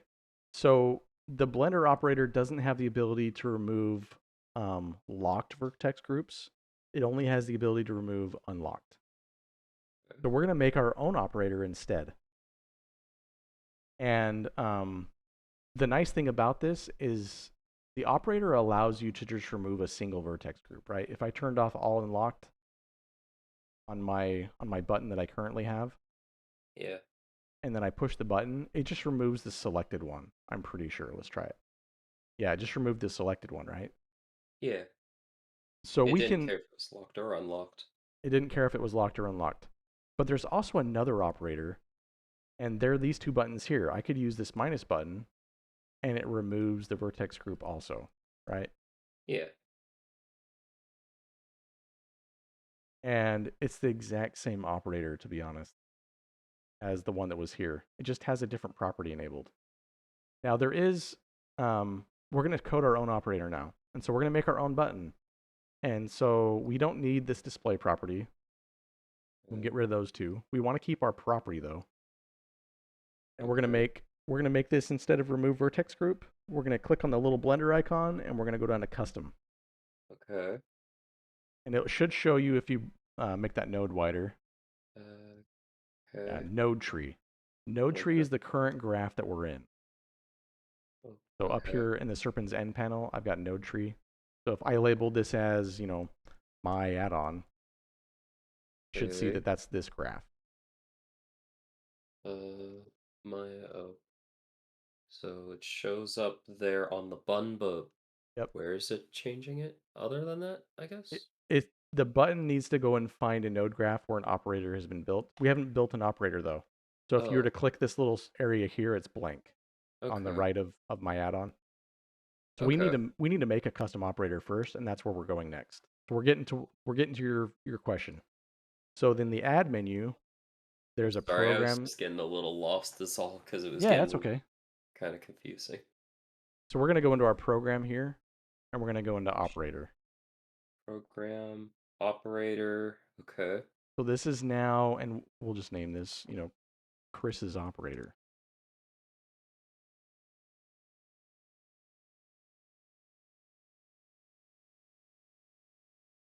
Okay. And all the nodes that we're looking at here, all of these nodes are on this node graph. If I make another node graph by clicking the plus icon, you'll notice my nodes are gone. Oh boy. So I can just select the my Yeah. add-on and it'll go back to it though? Yeah. Oh, Yeah. good. So we can make multiple graphs when we're building an add-on, and that makes it so you don't have to have something that's huge. Um, Now, if I save the file as is and say close Blender out and then restart it, will it have this information in it? Would this be like my, hey, this is your workshop for all those nodes you've created in the past? Or is this like, if I leave, these nodes are gone? Yeah, Because, so you just want to save the blend file. So it's all tied to the blend file. So if you were to save this blend file and close, when you reopen, these nodes are all here. Just like a okay. material, right? Yeah, I got a segue to that if you can give me a second on that just Sure. because it might help others. It's kind of like with Blender's preferences, you can make a master material file or node group file, and you can have Blender kind of call from. In this case, no, this is just that one Blender file. But now I'm just thinking like, oh, you could save this file as like the master node creator file, and then just make different add-ons in it. Yeah, I mean, there are some ways to do that. That's a little more advanced use case. We won't cover that Yeah, today. yeah. But there are Sorry. ways to append graphs, or append nodes into a graph, or you can save a default blend file with a pre-built graph. Like I know I'm going to be doing this the same time every way. That's when you would save your startup file and just say, this is what I want every time I open Blender. Okay. But Serpens was really meant to like, hey, I had this idea for a small add-on. I just want to make this add-on. So they usually let you start from scratch. Um, But if you know you're starting the same way every time, you would save the default file. Okay. Or you could append in graphs, but we won't really cover that today. We just No, want to you're get your fine. add-on working, right? Right, right. That's all we're doing. I just happen to notice the similarity of how this kind of works is Sure, that yeah. if you have the file, you can bring everything you've been working on back up. And it's the same as materials in that regard. When you save your blend file, you keep your material nodes. Now, Right. we'll go back to the button. You've got two Yeah. different graphs. One's called my add-on, the other one's called node tree. Okay. So inside of my add-on is when we made this operator. This operator lives in this node graph. So you have to go and tell this button, go to that node graph. I have to select my add-on node graph, and I have to select my operator. Okay. Okay. And we're going to start basic first. We always start basic so you know what we're doing. So we'll go down to our operator. Okay. And operators don't have any UI. The button is tied to this operator. So when you click the button, we're going to cause this operator to run code. The engine, And so to speak. yeah, it's like the engine. We start the engine by clicking that button. The engine is this operator because we pointed to this one. Okay. And when we click the button, let's just make it do something simple. So we're going to go to the add menu. Shift A. Okay. And oh man, it's not in here. There should be a print node.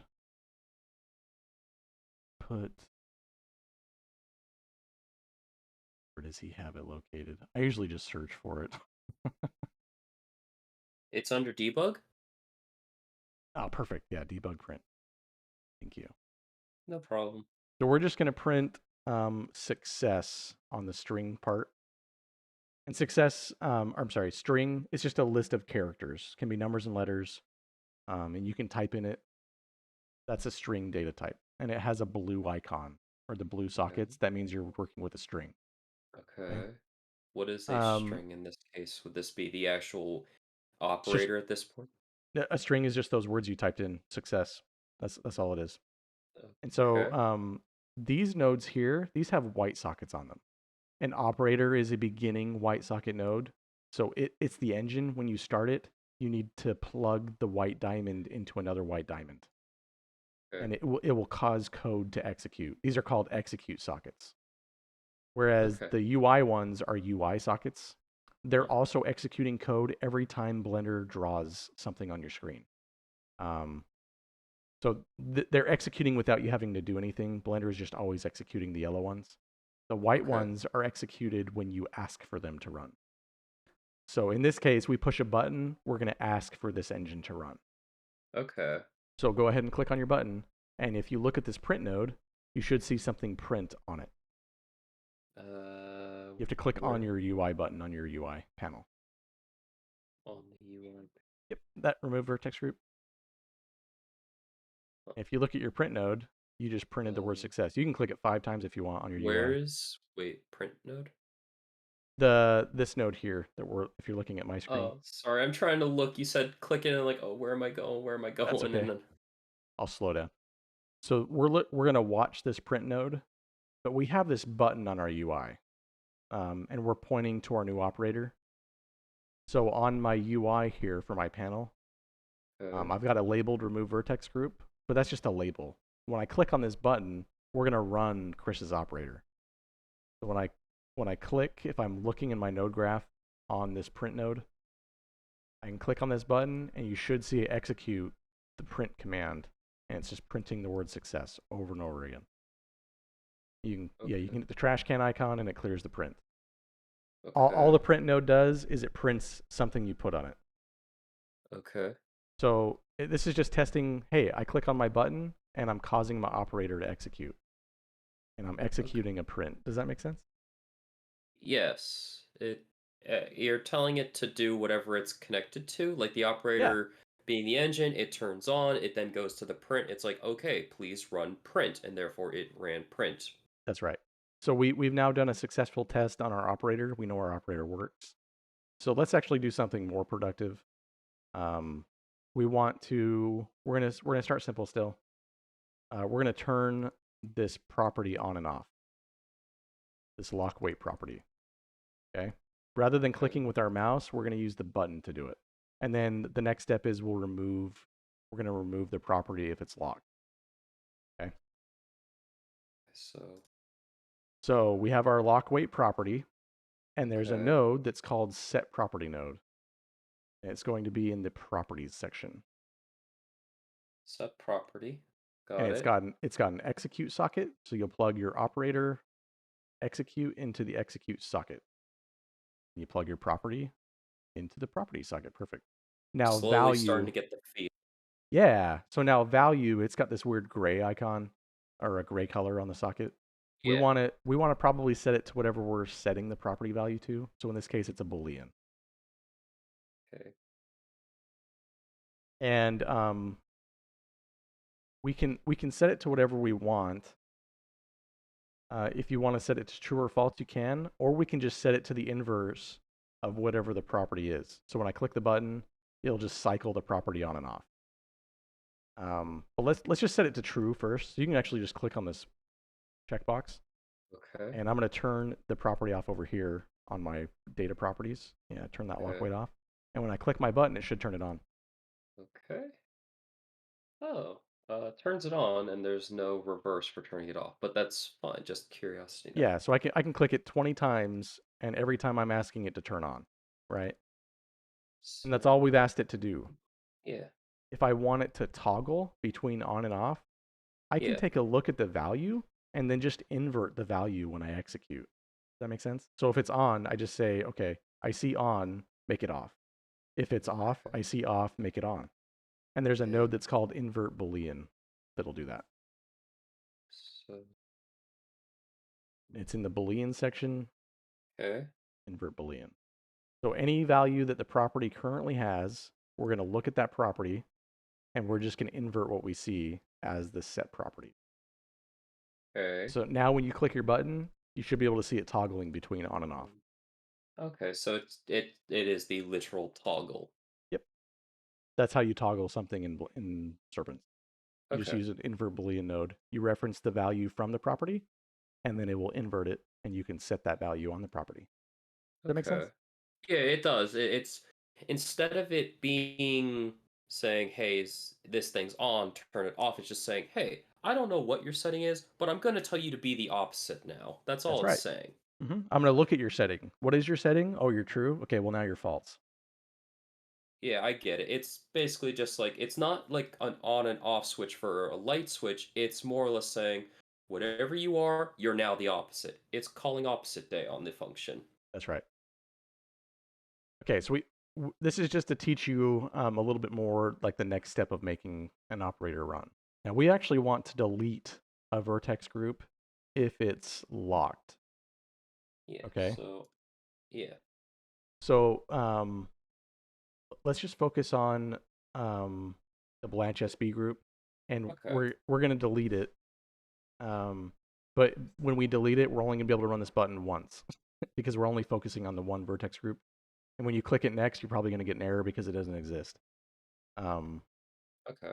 Yeah, I that's the was whole point wondering of this about that. training. I'm gonna show you, like, I want to show you making errors so we can Yeah. work through understanding those errors. All good. So I let's run that operator then. Um, and there should be. We're not gonna do that operator. We're gonna go back to our Blender data browser. okay. So I'm gonna drag this out. And there's a function inside my vertex group that says remove.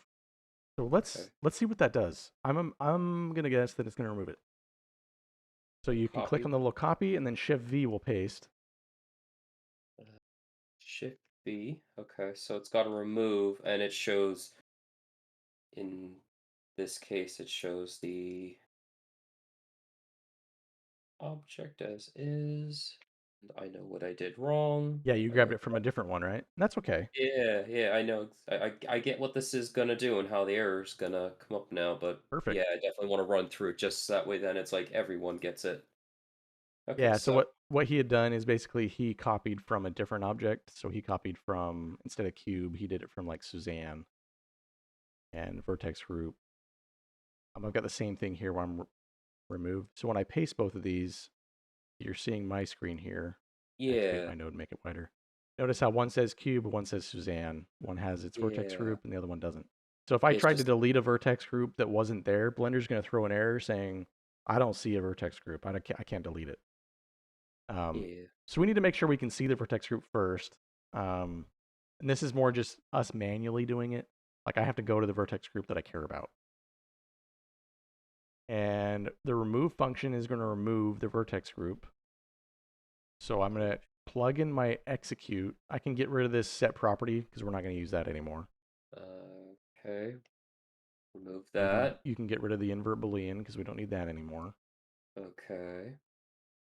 And we're going to plug directly out of our operator into the execute on this remove. Execute directly on. Did I grab the wrong thing again? Yes, I did. Yeah, you need to grab it from the remove function. There you go. Yeah. Just finding the right one. That's That's right. all. Now this is technically a function that runs on properties. So it's a function that's going to remove a property. That's why it says remove, right? Yeah. So this node that we're using right now, this is actually called a rung property function node. And you shift V'd and brought it in, but you could technically go to your add menu, and under properties there should be a Remove collection item? Is run that it? property function. Oh, okay. If I were to bring this in, I could paste in that same function. Okay. So you could copy it from your panel and paste it in here, and it's going to be the same node. If you click that paste button, you should see it turn into the same thing. Oh, yeah. It became exactly what the Shift V brought in from us Yeah, copying from the data side. It's just that would take a couple extra clicks. So doing it from the data side over on the left just saves us precious time as we yeah. data. It basically it saves us some time up front because if you don't have the copied function, you couldn't paste it. Yeah. Oh, yeah, I get it. Okay. Plug those execute socket diamonds in. Yep, execute into Okay. execute. And we have an object that's called cube, so that's going to work fine. We have a vertex group that's called blanchsb group. But Yeah. we only want to delete it if it's locked. Yeah. So we don't want to delete it if it's unlocked. So I'm going to click the unlock icon just to make it unlock. Okay. And we want to test this code. So how do I, like, if I just click on this and remove it, it's probably going to remove it. And I'm going to test this just on my screen. So I'm going to do it Okay. on group instead of blanchsb group. So cube, I'm going to hide this index. I don't care about that. Let's see if it works. So I'm going to click on this, and I need index. Okay. Well, Really? Huh. let's grab index. Interesting. Index property. That's kind of a weird one. Oh, Well, let's see if this works. So vertex group, I'm going to use group, plug in the value here.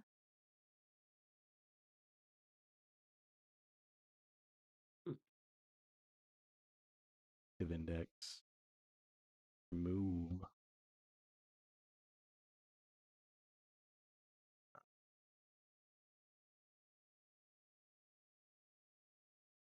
These are all integers. Okay, well, let's just see if this works.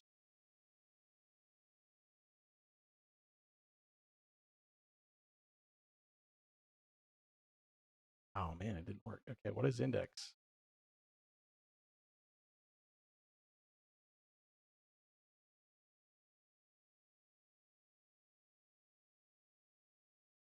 Well, that's strange. Oh, What is, okay, so new, remove, active index. What does clear do? Vertex groups. is it possible it's actually looking for maybe is index in collection maybe under properties? I'm only asking because it says index and it's, I guess, in a collection technically. I'm What? not sure if that's accurate. Yeah, the index on this is showing up as a vector, which is kind of strange. It almost seems wrong to me. Because an index, like this index is just an integer. Um, I wonder. Just combine the vector real quick. I'm going to test something. This is just me playing. Hold on. Yeah, sure. It's perfectly fine. As you're going through this, I'm learning as best as I can, so by all means. Do cube, group, and index, and my generating console error.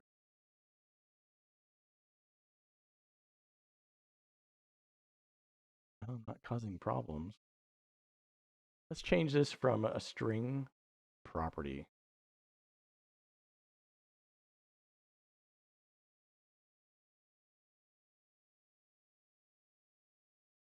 I want to get this on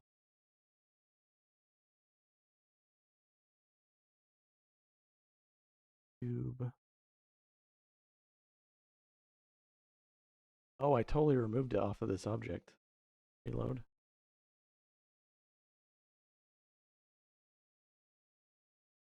Vertex groups. Vertex groups.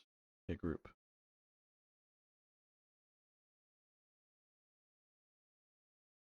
Oh, my Blender crashed on me, unfortunately. Yeah. Sometimes Blender does crash. The the one rule I forgot to state this rule. Typically, the rule in the Serpens node editor, because it's always compiling, and that's really handy. If you click undo, Control Z to undo, you can crash Blender in Serpens, unfortunately. So it's kind of like sculpt mode. There are some things in sculpt mode, if you try to undo too many times, it can crash Blender. Just get Okay. used in Serpens to not doing Control Z. Okay, I was actually trying to go back because I thought about, oh, I could probably save that bit from earlier and use it for an idea I was thinking of, but yeah.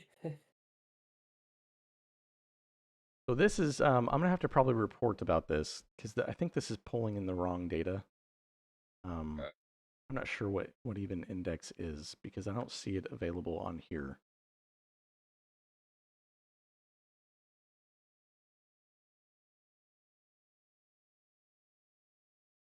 So this may just be a Serpens issue, but we can still work around this. So we have access to an operator, and we know we have an operator that will delete. We'll get rid of this function. We're just going to do it a little bit differently, and that's fine. So all I really have is my operator and this lock weight property. I am. So in order to open your blend data browser, at the top here in the header, you just click on blend data. Yeah. Yep. Sorry, that crash kind of set it all the way back to label, so I'm like Yeah, that's trying to okay. quickly like, where's operator? Where's that other thing? Where's the other thing? And let's see here. Uh, Because data we'll try to save a couple after we do some major things, just in case we do crash. cube 2 vertex. That'll get me back to finding some misremembering. Should be in cube 2. That's Vertex what I. groups. Open up your It's search, the little filter search again.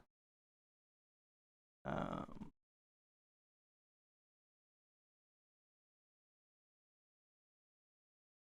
gonna drag this out. Huh. vertex groups. This cube 2 has vertex groups, yeah. Did I Uh, maybe break Serpens? oh, click on the filter again. One more time. Clear that text. Let's see if we can just see it when we scroll down. Colors. Hit that reload button on the left-hand side. Reload. Yep. Open up your. You can do a filter first. Just filter for objects. You don't have to keep scrolling. There you go. Objects. Cube 2. Filter one more time for X. Okay, There it vertex is. groups. Okay. And then are we still working? Yeah, we're still working with Blanche, so copying that. We want to access the lock weight property on Blanche. Open up Oh, Blanche wait. and you look for the lock weight. Yeah, and bring that one in. Copy that. Shift V. I now have the lock weight again. Yep. So Okay. blanchsb lock weight. Bring that in. Shift V and bring it down. And then We're gonna pull the value off of this lock wait, and we're gonna put it into like a check. Is lock wait active? If it is, then we will allow something to happen. And we use an if statement for that. So if lock wait, then we can do something. If it's false, then you can possibly do something else. Otherwise, do nothing. Okay. So you can go to your add menu, and we're going to go to program. Okay. Anything that has executes that are standard executions are going to be in program. There should be an if else execute. Yeah. And so you can plug this diamond right into this diamond. Okay. And basically, it's just checking if something is true or false. So that's this little check mark condition here, Boolean. Okay. And we're going to plug in the lock wait on blanchsb, the value into that condition. So if we are locked, then we want something to happen, right? Yeah. So the true would be if the property value was true, we would come out of the true execute. If the property value was false, we could come out of the false execute. And regardless of whether it's true or false, once we're done with that stuff, we can also continue on doing the next thing. So that's explaining the true, false, and execute. Okay. We're only concerned currently with the true. So if the wait is locked, we want to delete that vertex group. Okay. So let's right click over here on these operators in our Blender data properties. And this minus icon, you should be able to right click on it and get the operator. Okay, so get Serpens operator. And this time, instead of a button, there's a node that lets you run operators via execution, like starting your own separate engine. It's in the program, Shift A program, and then run operator. Okay. So this is kind of like running the operator without a button. You're telling it to run via execution instead. Okay. You just paste right in that operator. Okay. And we don't want the all or all unlocked. We're only concerned with the currently selected one. Yeah. So we're going to select blanchsb group first because we want that to be the active one. Yeah. And make sure you unlock it because we want to make sure the button doesn't do anything. And we'll just print if it's false. That way we know that the operator ran. So we're going to add menu, debug, print. We'll just give the text not deleted.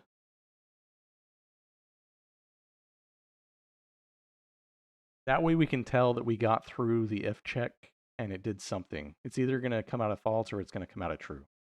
Okay. So hopefully, since the object is going to be locked, the true would happen. But since we're unlocked, we should see the print. So now when I click my button on my, oh, you need to make the button because we got to Yeah, make. I kind of That's fine. couldn't Yeah, that's remember the fine. stuff for it. I was kind of waiting to potentially see it again. I didn't want to interrupt your explanation Yeah, it's since okay. I'm Sometimes we lose work and crashes. Column, which is It's in the somewhere. interface. Anything with the interface will be on the interface section. And then, yeah, column is about midway down. Yeah. And then I need the button. Grab that. You're going to change it from the Blender icon to a Do custom. custom. Got your Then node graph selected already. gonna drag this out because I can't see. I'm gonna grab the operator that's down below. Yep. And then And you just give it a label for your UI. yeah. Vertex group and I Now you can make the scale Y bigger if you want. oh, right, that's it. That's what I was missing. I'm trying to catch back up Yeah, quickly you're because I okay. don't want to hold you up. No, you're okay. You're right where I am. We haven't lost that much work. We've got a Okay. button now, and we can watch the print node. So Now when you click the button, you should see it print, not deleted. okay. And it We did know print we know that we're nothing. executing through our print node, which means that the Boolean value is false. So let's turn the Boolean value true, and we should see We should see that locked weight get deleted when we run the operator now. It did get And deleted, and there was no print since there was no yep. false. So go ahead and save your file currently. Control S. I have now saved it. Now click the button again.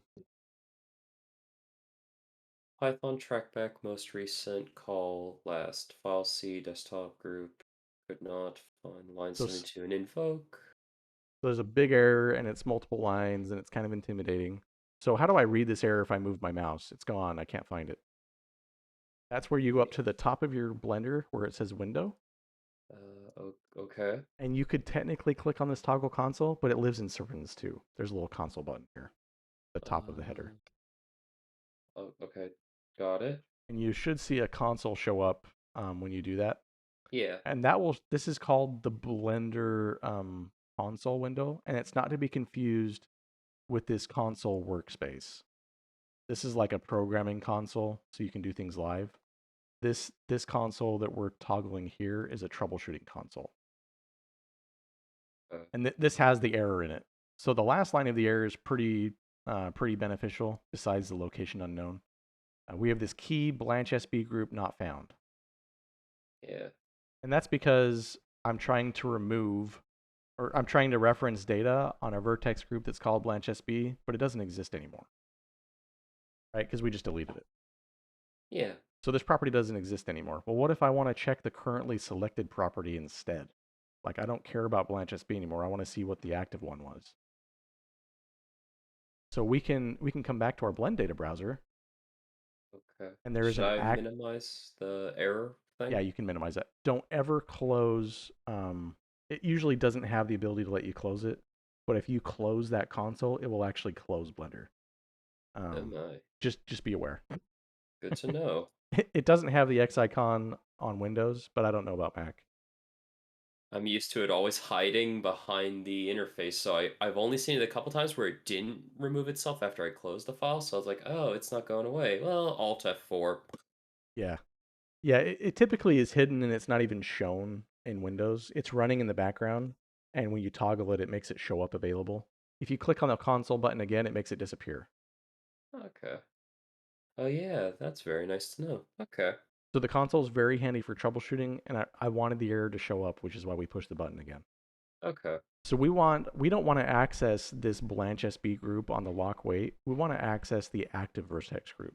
So rather than typing in the name of a vertex group, I could totally do that, and we could type in the name of one of these. But I just want to access the active one. And if you look in our Blender data browser, under vertex groups, we have access to one that's called active vertex group. And Okay. it's a pointer. It's pointing at something. And I can click on this copy. Just the one that says active vertex group, not the stuff inside it. Yeah, just that pointer. And I'm going to Okay. copy that. Um, gotta. Oh, hold on. All good.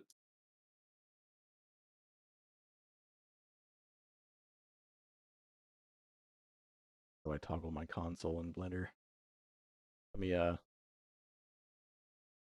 if you're actively highlighting things in your console, it takes precedence over anything in Blender, and I did that. And then I made it hide. Give me just 1 second. I close Blender and reopen it. And this is really good why to save when we did. Yeah, that's right. You try to save often when you're doing bigger things, just like with anything in a program. All right, so let me go back. So what I had done is I'd opened my console and I had highlighted something. And when you highlight in your console, the console is king. And so it is technically active and it's expecting you to do something. I don't know why. But all you have to do is if you did this, you can hit escape on your console and Blender can now do anything it wants. It's not captive to the console. Okay. That's why my Blender froze, because I had hidden the console and now I couldn't bring it back and I was trying to do something. Okay. Okay, so on my cube, I've got my vertex groups.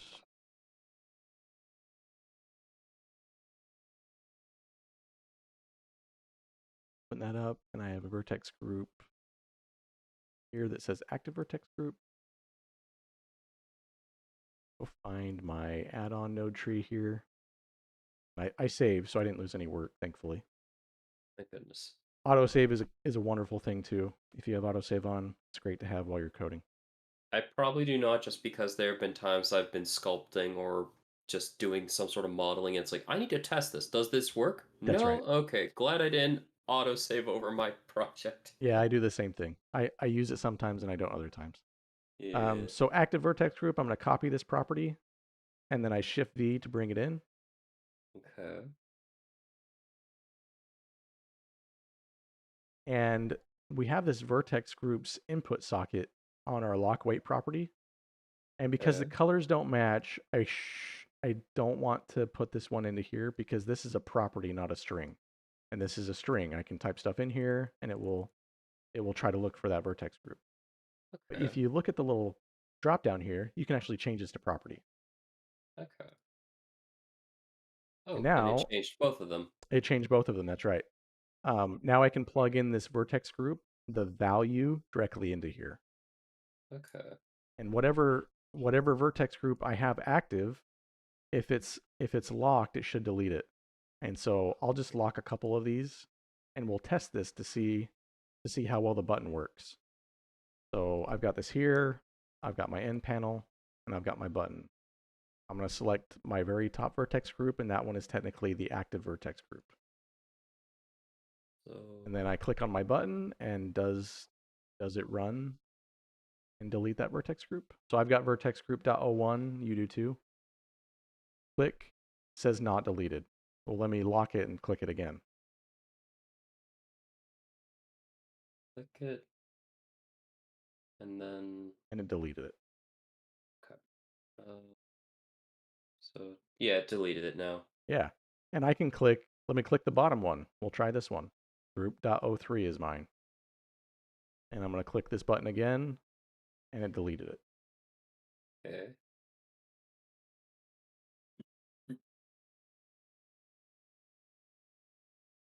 So, if I'm understanding this right, we are building up so far by making it currently single target, Yep, and right now we've now just made it, instead of looking at any one particular weight, we're telling it, hey, look at whatever is currently active, that's right. vertex group wise. And if it's locked in this case, if it's That, locked, it'll delete it. If it's not, it won't do it. that's right. And we're just doing it one by one. And we're building our way up, right? So this is the block Yeah, out. We're yeah. finally building up functionality. We know that this functionality works. So when we know something works well and we're happy with it, we can save.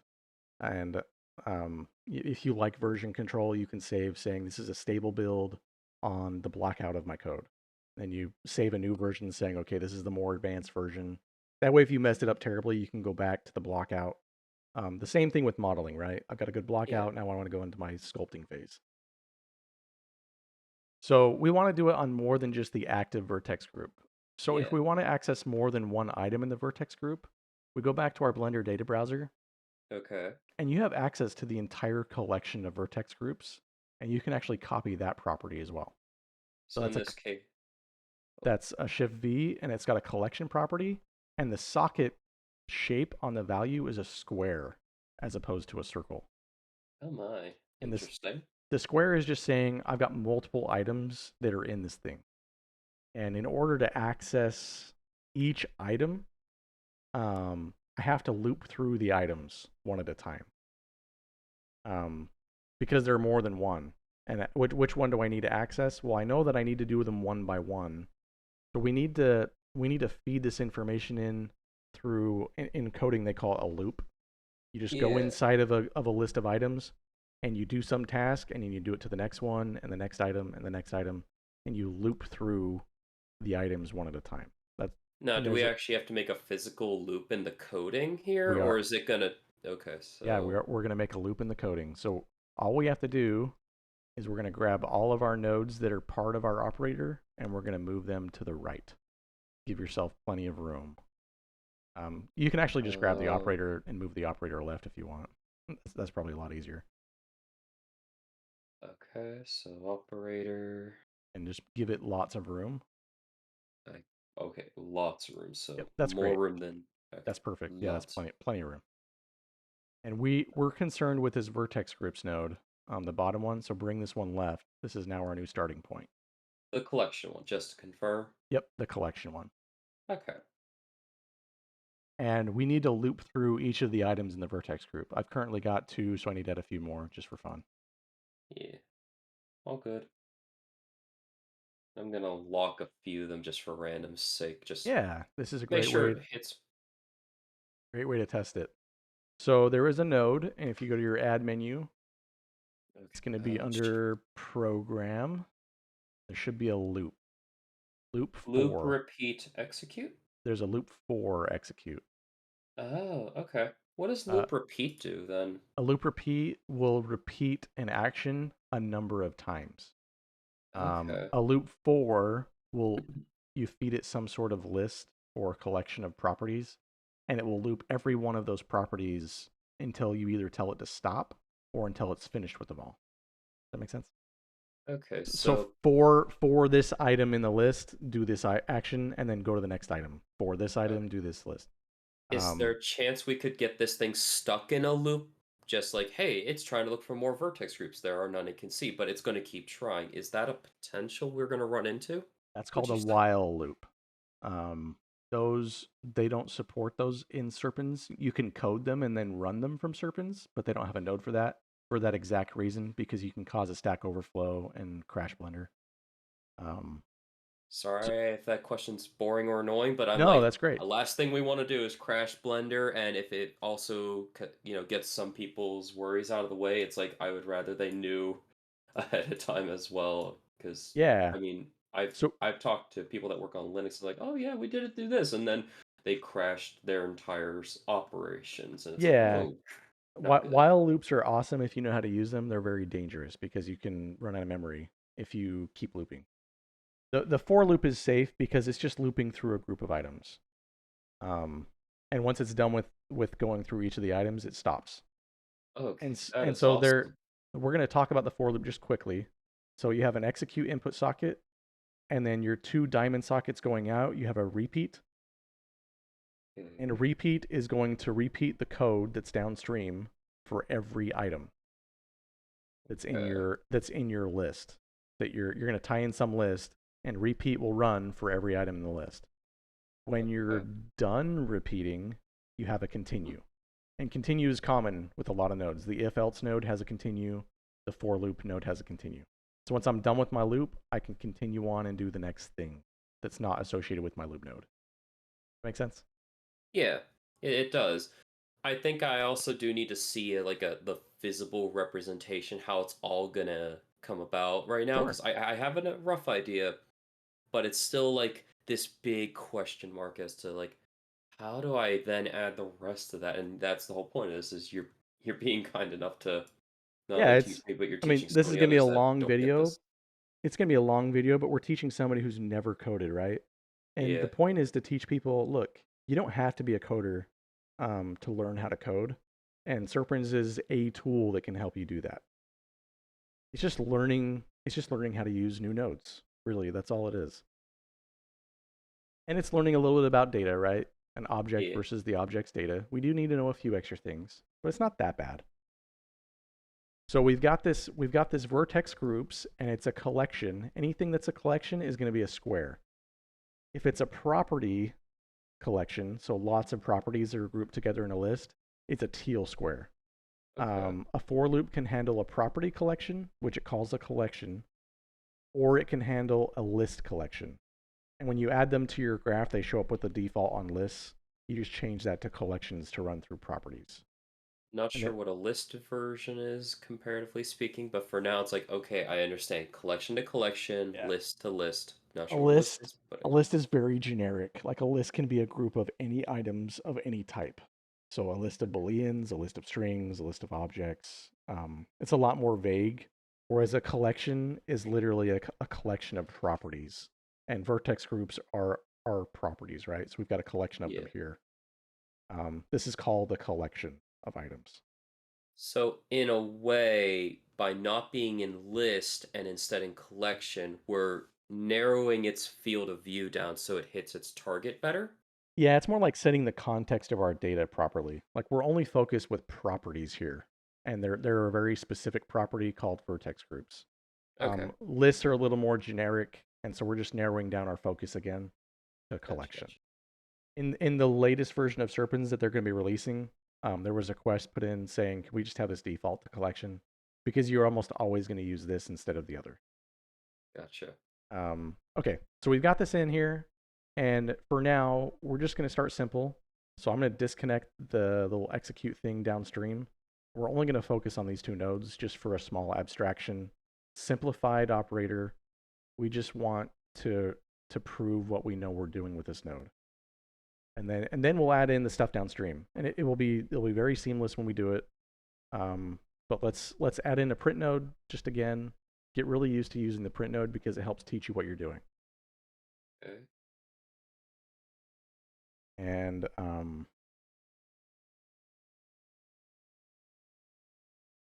just gonna on my print node, I'm gonna do a string. We're just gonna say Test confirm.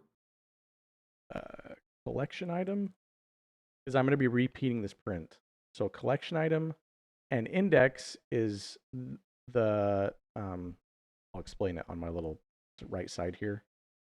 I've got 1, 2, 3, 4, 5, 6, 7 items here. And index always starts, when you're doing the for loop, it always starts at the first item and then goes to the next item and the next item and the next item.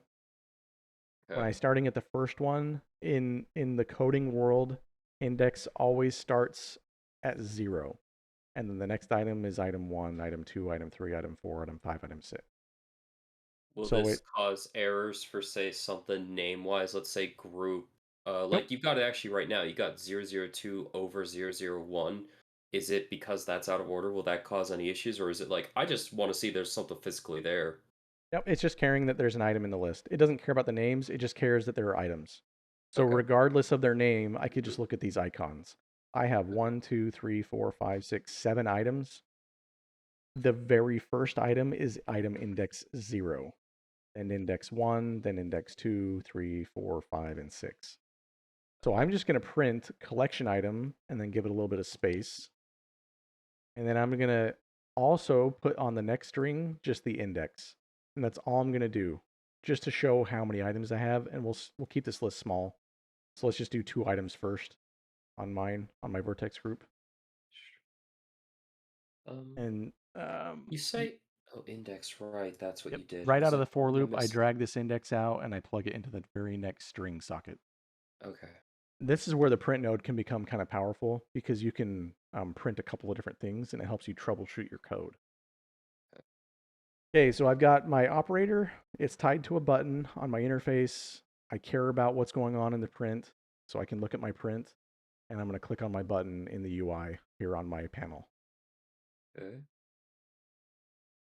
And when I click on the button, you should see your print node start printing stuff. Oh my. Yeah, it went down 1, 2, 3, 4, 5, 6. It went down 6 items, so I So guess six it is. actually printed 7 times though. The first item it called item 0. Oh yeah, you're right. And you just need to get used to index starting at what it's calling item 0. We call that the first item, but in the computer world they're calling it item 0. Gotcha, gotcha. So I know that I have items here, and I've looped through them one at a time and printed this string along with the current index. So it went and printed at index 0, repeated the code, went and printed again at index 1 because there are 2 items. So I got 2 prints. If I add 3 items, and I'm just gonna mess these up, move them around. So 4 is gonna be the first item, 6 is gonna be the second item, group is gonna be the first item. I can run this code again. I'll delete this so it's cleared.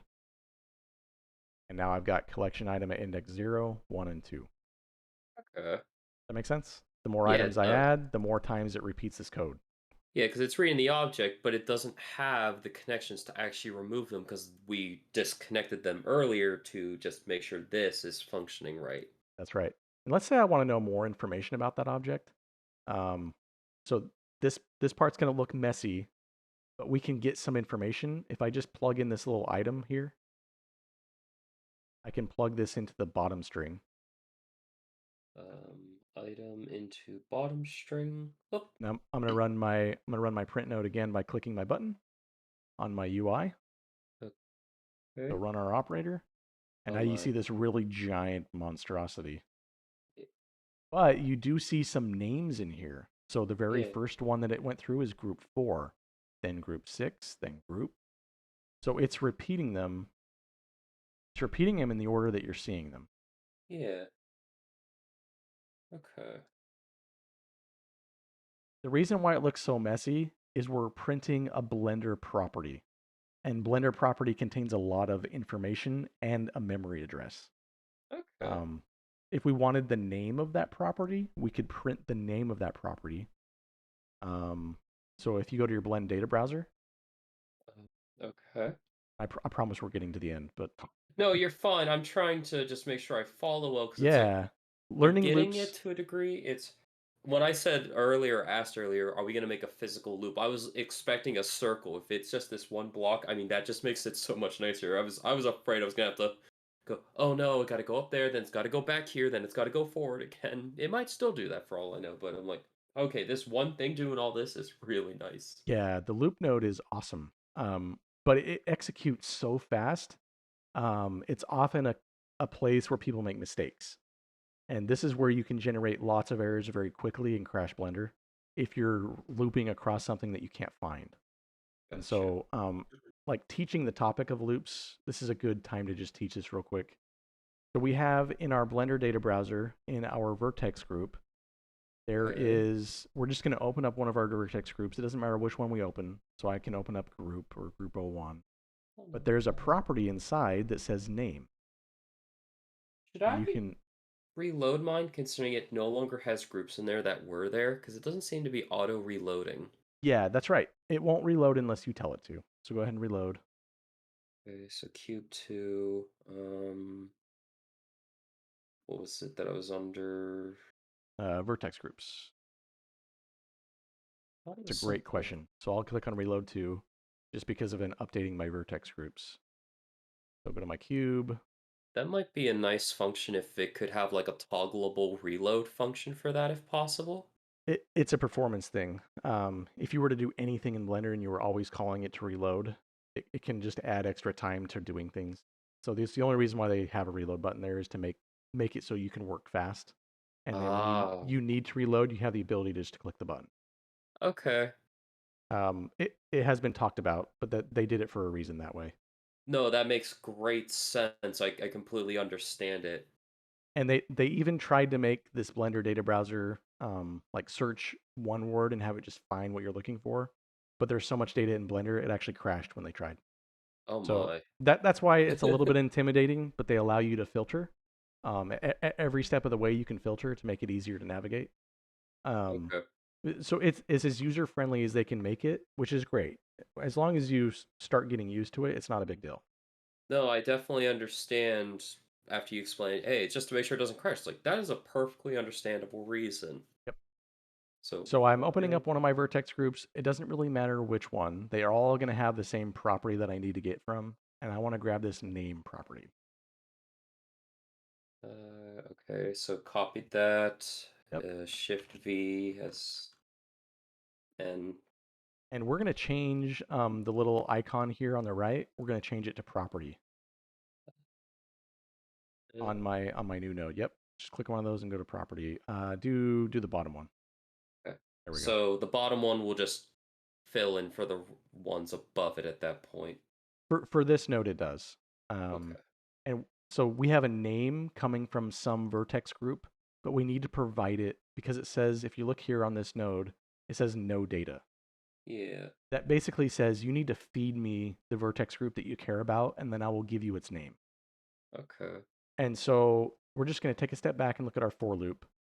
We have a for loop, Um, and we're looping through a collection of vertex groups. okay. As we execute the for loop, it goes in and it looks at one of them at a time.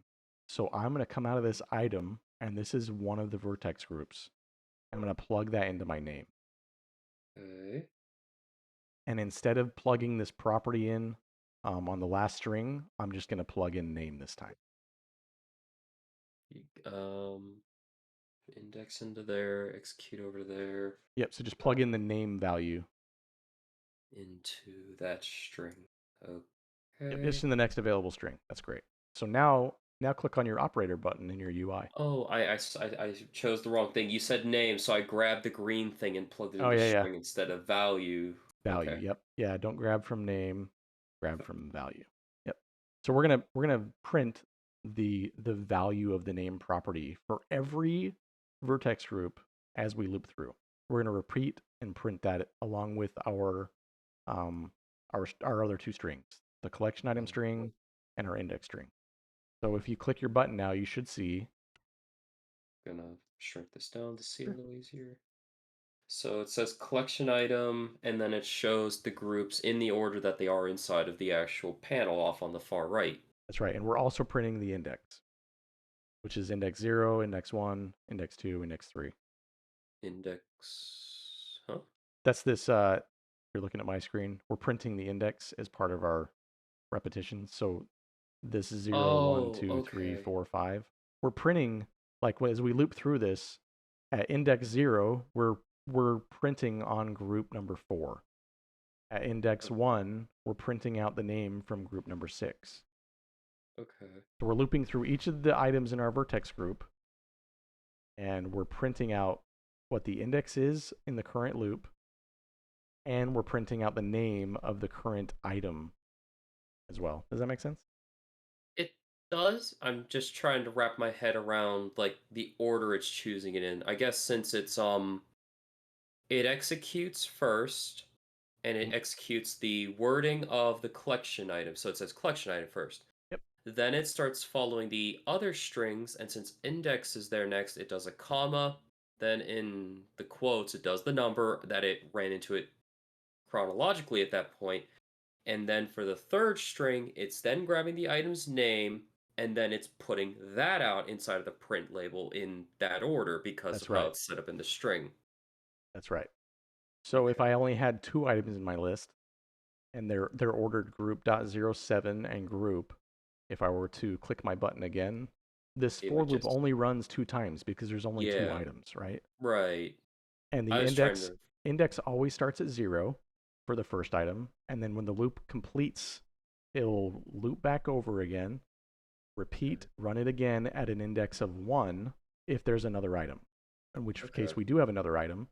So we've finished and we're printing that item, um, giving it the vertex group property, and we're referencing the name of that vertex group. So if Okay. I add in 3 and I were to run this, my loop would run 3 times. Make sense? Yeah. Yeah.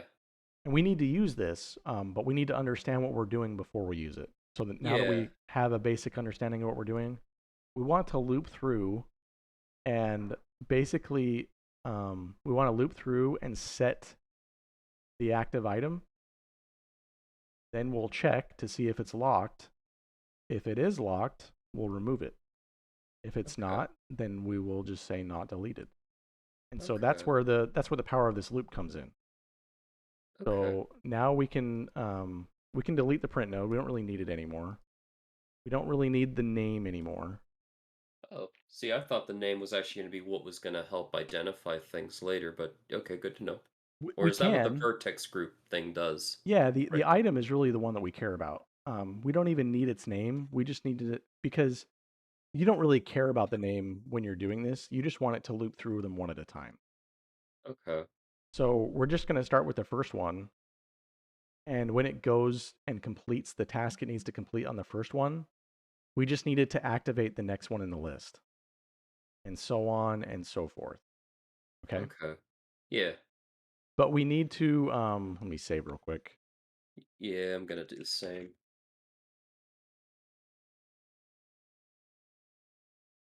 Um, Hmm. I undid, I took the risk. Before I delete my nodes, I did want to show you just one small thing. Sure. On the loop node, there is this reverse button. And what this does is instead of starting at the first item in the list, it starts at the last item and goes backwards. Okay. So I'm going to click on this reverse, clear my print, and hit this run. And it it starts backwards. So index of 2, then index of 1, then index of 0, and it's done. Interesting. So it almost seems like it read the entire box, then gave it the index value that it would have had just like it normally would have just in reverse. Like, Yep. okay, yeah, I get it. Yep. And we may need to use this. That's the only reason why I'm bringing this up. Okay. Because as we're looping through, we're going to be trying to delete items, and the list is going to get smaller, and that may end up causing us problems as we're trying to loop through because we're deleting stuff in our list, and yet we're trying to loop through the list. Does that make sense? Yeah, you might have to tell it, hey, the list got smaller. Stop doing things, or I'm not That entirely that's right. Yeah, the list got smaller. We need to react the fact that the list is smaller. Um, but I think if we go in reverse order, we'll probably be okay. So I'm going to turn the So, reverse on because we're okay. removing items.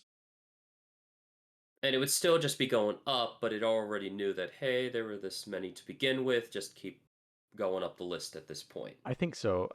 When I delete an item, it goes to the next item up in the list if I was on the last item, right? So in other words, you're kind of it's still automating that effect where it's doing that, but instead of say reversing it where say if you deleted the group, you can't go down, it always goes up, and because it always goes up, by reversing it, you avoid the potential that because it never goes down, it could crash by trying to reverse its own flow. We're gonna find out. Yeah, we're gonna. This is where we're going into like new territory, and let's see if we can get it to loop through and delete these one at a time. And so I'm gonna do a couple of these locked and a couple of these unlocked. Okay.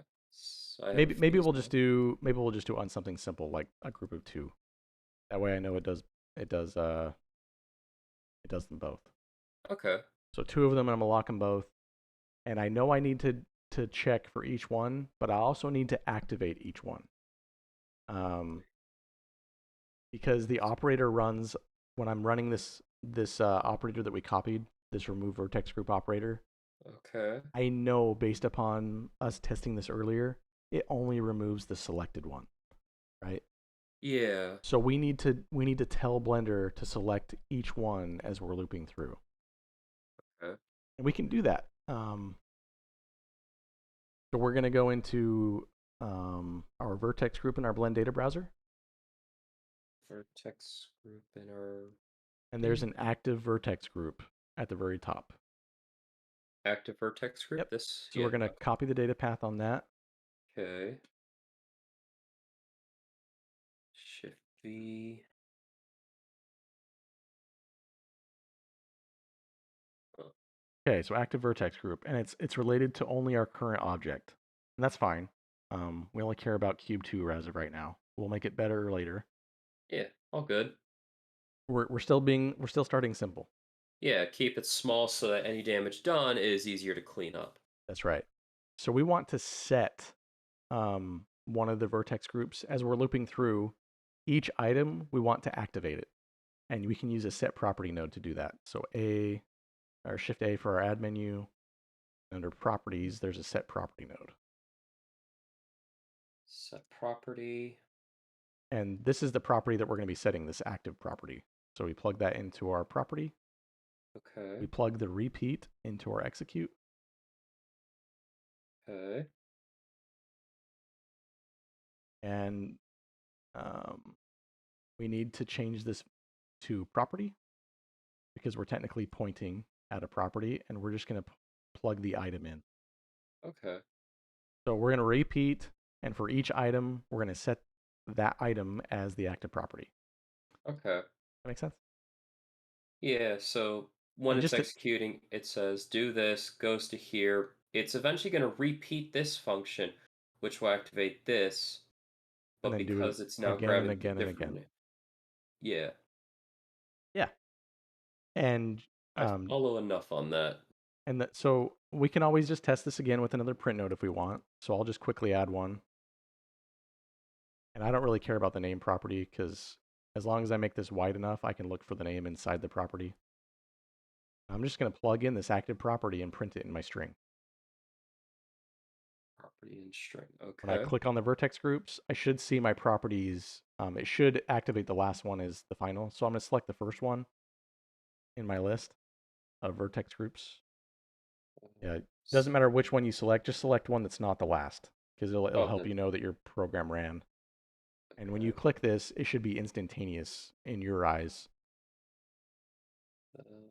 It did. It did. Wherever I had selected, it did 4, then 6. It just We ran yeah. backwards because we reversed our loop. Yeah, and it even though I had a different one selected, it still went down to the bottom of the list and then started from there. So it It did sure did. as you'd hoped. Yep. So we So at least know that it's activating our groups one at a time, right? and in the reverse order, which is bottom to top. That's right. Okay. Okay, and I can see that I did 4 first, and then I did 5. Um, or I'm sorry, I did 5 first, and then I did 4. Sorry, this is the top, All which good. I'm going in reverse order. So I know that it's working. So as long as I have my active vertex group, I'm going to connect my set property execute into the if statement on the far right. To the if statement on the far right. So I just need to drag this over. Yeah, you can delete the print if you want. Don't need that Oh, is that anymore. what I'm using? Oh, yeah, I That's left okay. print active. You can leave it there um, if you want while you're troubleshooting. I mean, it's used for helping you figure out what you're doing. is no, I just kind of trying to hook it in and I forgot to delete it. That's all it was. So now is the test. Is it going to cause us problems if we connect this in and repeat checking our active property? Is the active property have a locked wait? If it does, we're going to delete it. And we'll see if it works. I'm going to save first before I test this. Yes, I definitely think that is a good move. And you can clear your console. There's a little trash can icon in the top header, Um, right by the word console. You have a little trash can.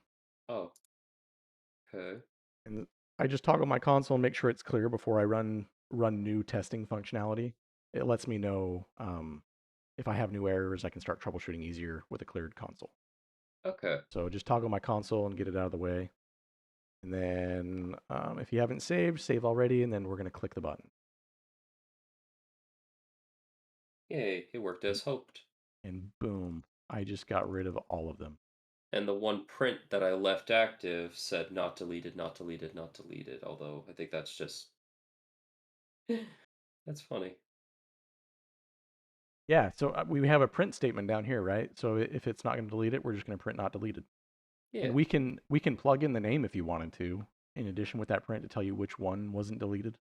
that would actually Um, be nice because then if it wasn't deleted, let's say this went through multiple objects, like the eventual goal is, it would be yeah, nice to know, oh, it's for this vertex group that's some sort of leg. Like say, let's say it's a leg vertex group or thigh. It's like that's really good to know because then I can pinpoint where the object is and then delete it if yeah. need be. Well, let's go ahead As and a, grab that name property then, because that one's really handy for this. So open up your so, Blender data browser. name. Yep, and get your name string. Just any name string.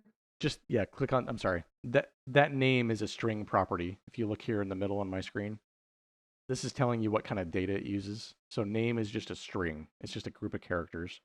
We're going to copy that property, and on the outside of our loop, we're going to change these little icon on the bottom for our vertex group. Where am I heading for? Yeah, you stay right there. You're fine. So on this node that we just pasted, Yeah. because we pasted it out of vertex groups, we want to change this icon to property, Okay. So. and I want to feed it one vertex group at a time. So this loop, I'm going to feed it Oh. So. the individual item that I'm looping through. Okay. So item. Right. So that's now in, and it's feeding the name from the And, loop. Execute. and then I can drag this guy all the way over and put him into my print node. And I can just say not deleted colon, and then it's going to tell me the name of that item. Yeah. Okay. So now when I save and run my code, it'll tell me which ones weren't deleted. Yeah. So group 1 and group 2 weren't deleted on mine. Yeah. And in my case, it says, "Hey, not deleted. 6, 5, 3, and 1." Yep. And if let's say you don't have the availability to look at your print node right away, this is Yeah. actually printed to the console. So if you toggle your console, you'll see the exact same thing written. Okay. Because see, if I couldn't delete something and I have no idea where it is, at least the naming might give me an idea. Yeah. Because, Printing is super helpful for this reason. Um, get used to using print nodes to help you figure out your code. They're super helpful. They're very yeah, friendly once you learn how to use them. yeah, very much so. So we've now got it on one object. We have it looping through every object, and if it is not locked, it will delete it. Uh, I think it is if it is locked, though, in this case. I'm sorry, if it is locked, that's right. Yeah, Because our sorry, I didn't if want statement's to. coming off the true. Yeah, I didn't want to correct you on that, but so that way then it's like, oh, this is really weird for destroying locked ones, and now it's saying won't destroy locked Yeah. ones. Well, let's say so we've got an operator for this. Um, let's say you want to make your own operator for the ones that are locked, Yeah. because now we have it looping through. We could technically copy the Blender operator that does it, but you can make your own. Or this is a little bit more advanced feature. Why don't we just build it into our Blender operator? So I don't what? think I quite follow since aren't we kind of doing that? Or I Yeah. guess I don't understand your question. So this operator currently, it's only deleting because of these two nodes here. Like I'm looking at the active vertex group, Okay. and is the active vertex group locked? If it Hmm. is, delete. Well, what if I want to on the fly decide that I want to delete the ones that aren't locked, right? With this Yeah. current structure, I don't have the ability to choose that. Hmm. Would it, could you, if okay, I guess I sort of understand, but isn't that just say copy more or less all of that which is there, minus the operator, and then changing what's called a lock weight to an unlocked weight? Would Yeah, that be the you could actually just put the invert boolean in here, and you've done it. and that would just that is literally invert the entire function from deleting locked ones to unlocked ones. Yeah, and I just duplicated my operator. I'm going to call this Chris operator 2. Sorry, I had to say that out loud because I hate to say it, I couldn't do it and say it and think it at the same time. No, it's fine. This is very complicated in my head, but I can actually voice out the thoughts, so that's already better just because of how this is helping. Sure. So yeah, just select all those nodes except for the operator. You can do the operator too, honestly. It will anytime I'm Okay. duplicating something, I'll typically save first. Um, that's Oh, just a force of habit. okay. So with that in mind, then it's just find the actual function, which is if it's a locked weight, and then I'll grab the invert under Boolean, Yep. and then I can plug that in, which then now makes it so it deletes unlocked. Yeah, so in invert boolean, really just look at whatever was in front and say if it's not that. So if it's not locked weight, then true. Okay, delete.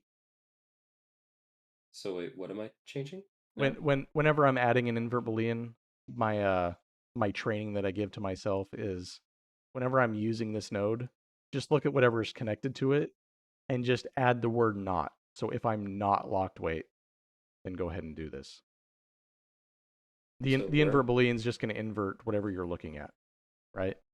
Right. Are you saying I need to type in not something No, somewhere or? I'm just explaining the logic behind what it's doing. Oh, okay. Yeah. So I'm looking for the locked weight property. If the weight was locked, the invert boolean is going to reverse it and say, Okay. well, I only care when it's not locked. And so if it's not locked, true, remove vertex group. That makes sense? Okay. Yeah, but at this point, we're not at a fully functioning state for, like, say, selected all objects, remove their vertex group. So would it be a better idea for now just to delete this copy that we just made because of the fact that we don't even have the first one finished? Would that be a good move? Because then later we'll just copy the finished one and not have to, copy this node, put it down here, and link it back up. Would that be a better idea? Now Um, that I'm curious. I don't know about better or worse. It depends on where we want to go with our code. Do we want to Okay. loop through the objects inside of this operator, or do we want to do them outside of this operator? It's really up to us. I don't get what you mean by inside outside this operator Okay. now because Any when I say inside this operator, everything that is tied via the execute node is so all these nodes here on my screen, these are right. all inside this operator. Okay, They're so tied to this operator. When I click on this operator's button, it will run this code and only this code. okay, so I guess the question is how do you operate outside if in the end you're more or less cutting the engine out? Because again, back to the idea of it being the engine, if we're outside of it, how do you operate outside? It's like saying, yeah, I'm gonna have my car run without the engine, or Yeah, maybe you mean it in a different way. I just mean like I've got two operators now on my screen. So Okay. when I click on a button, I'm only running the button tied to the operator I defined. So I've got this operator and I've got this operator. When I click my Okay. button, I can only run the one that I'm tied to. That makes sense. My button here is only looking at Chris operator, but I have two operators now. Okay. I'm only going to run one of them. And which one do I want to run? Okay. Right? Yeah, because we can always add another button later and then tie it to the Yeah, I can second duplicate this operator. button and point at the other one. And I can say remove vertex group unlocked. And I can rename this one vertex group locked for the label. Right? And now I've got to plug this into my UI and I have two buttons now. Okay.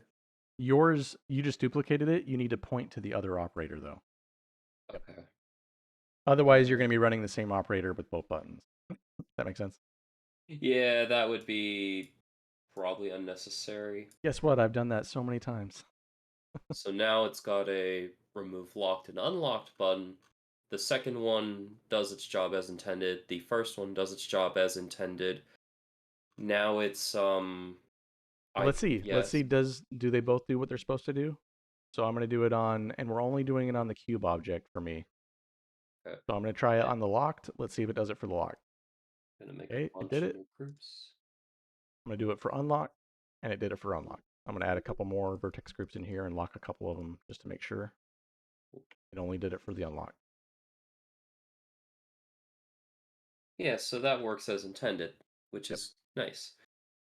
But now I want to do So it to more objects than just the cube, right? I want to go yeah, through and do it to every object that I have selected. Now this is where we go back to the very beginning when I told you about data. yeah, The only objects that we probably want to do this to are mesh objects. mm, yeah, So we have to check the object type, and we're going to get into that.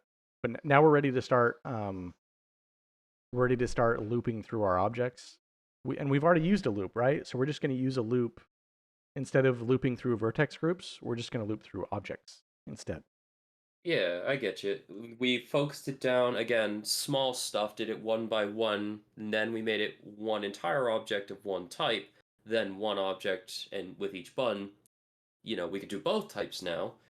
Now it's, hey, we want to now take this function which works in total on an object, now make it work on total selected objects. That's right.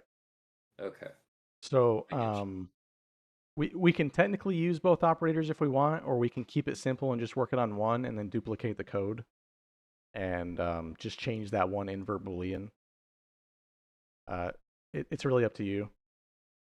Do you want to try to build it on one and then duplicate it and just put the invert in? Yeah, because if that gives up any weird errors, we can see some new stuff. Because we now know that this will work on its own.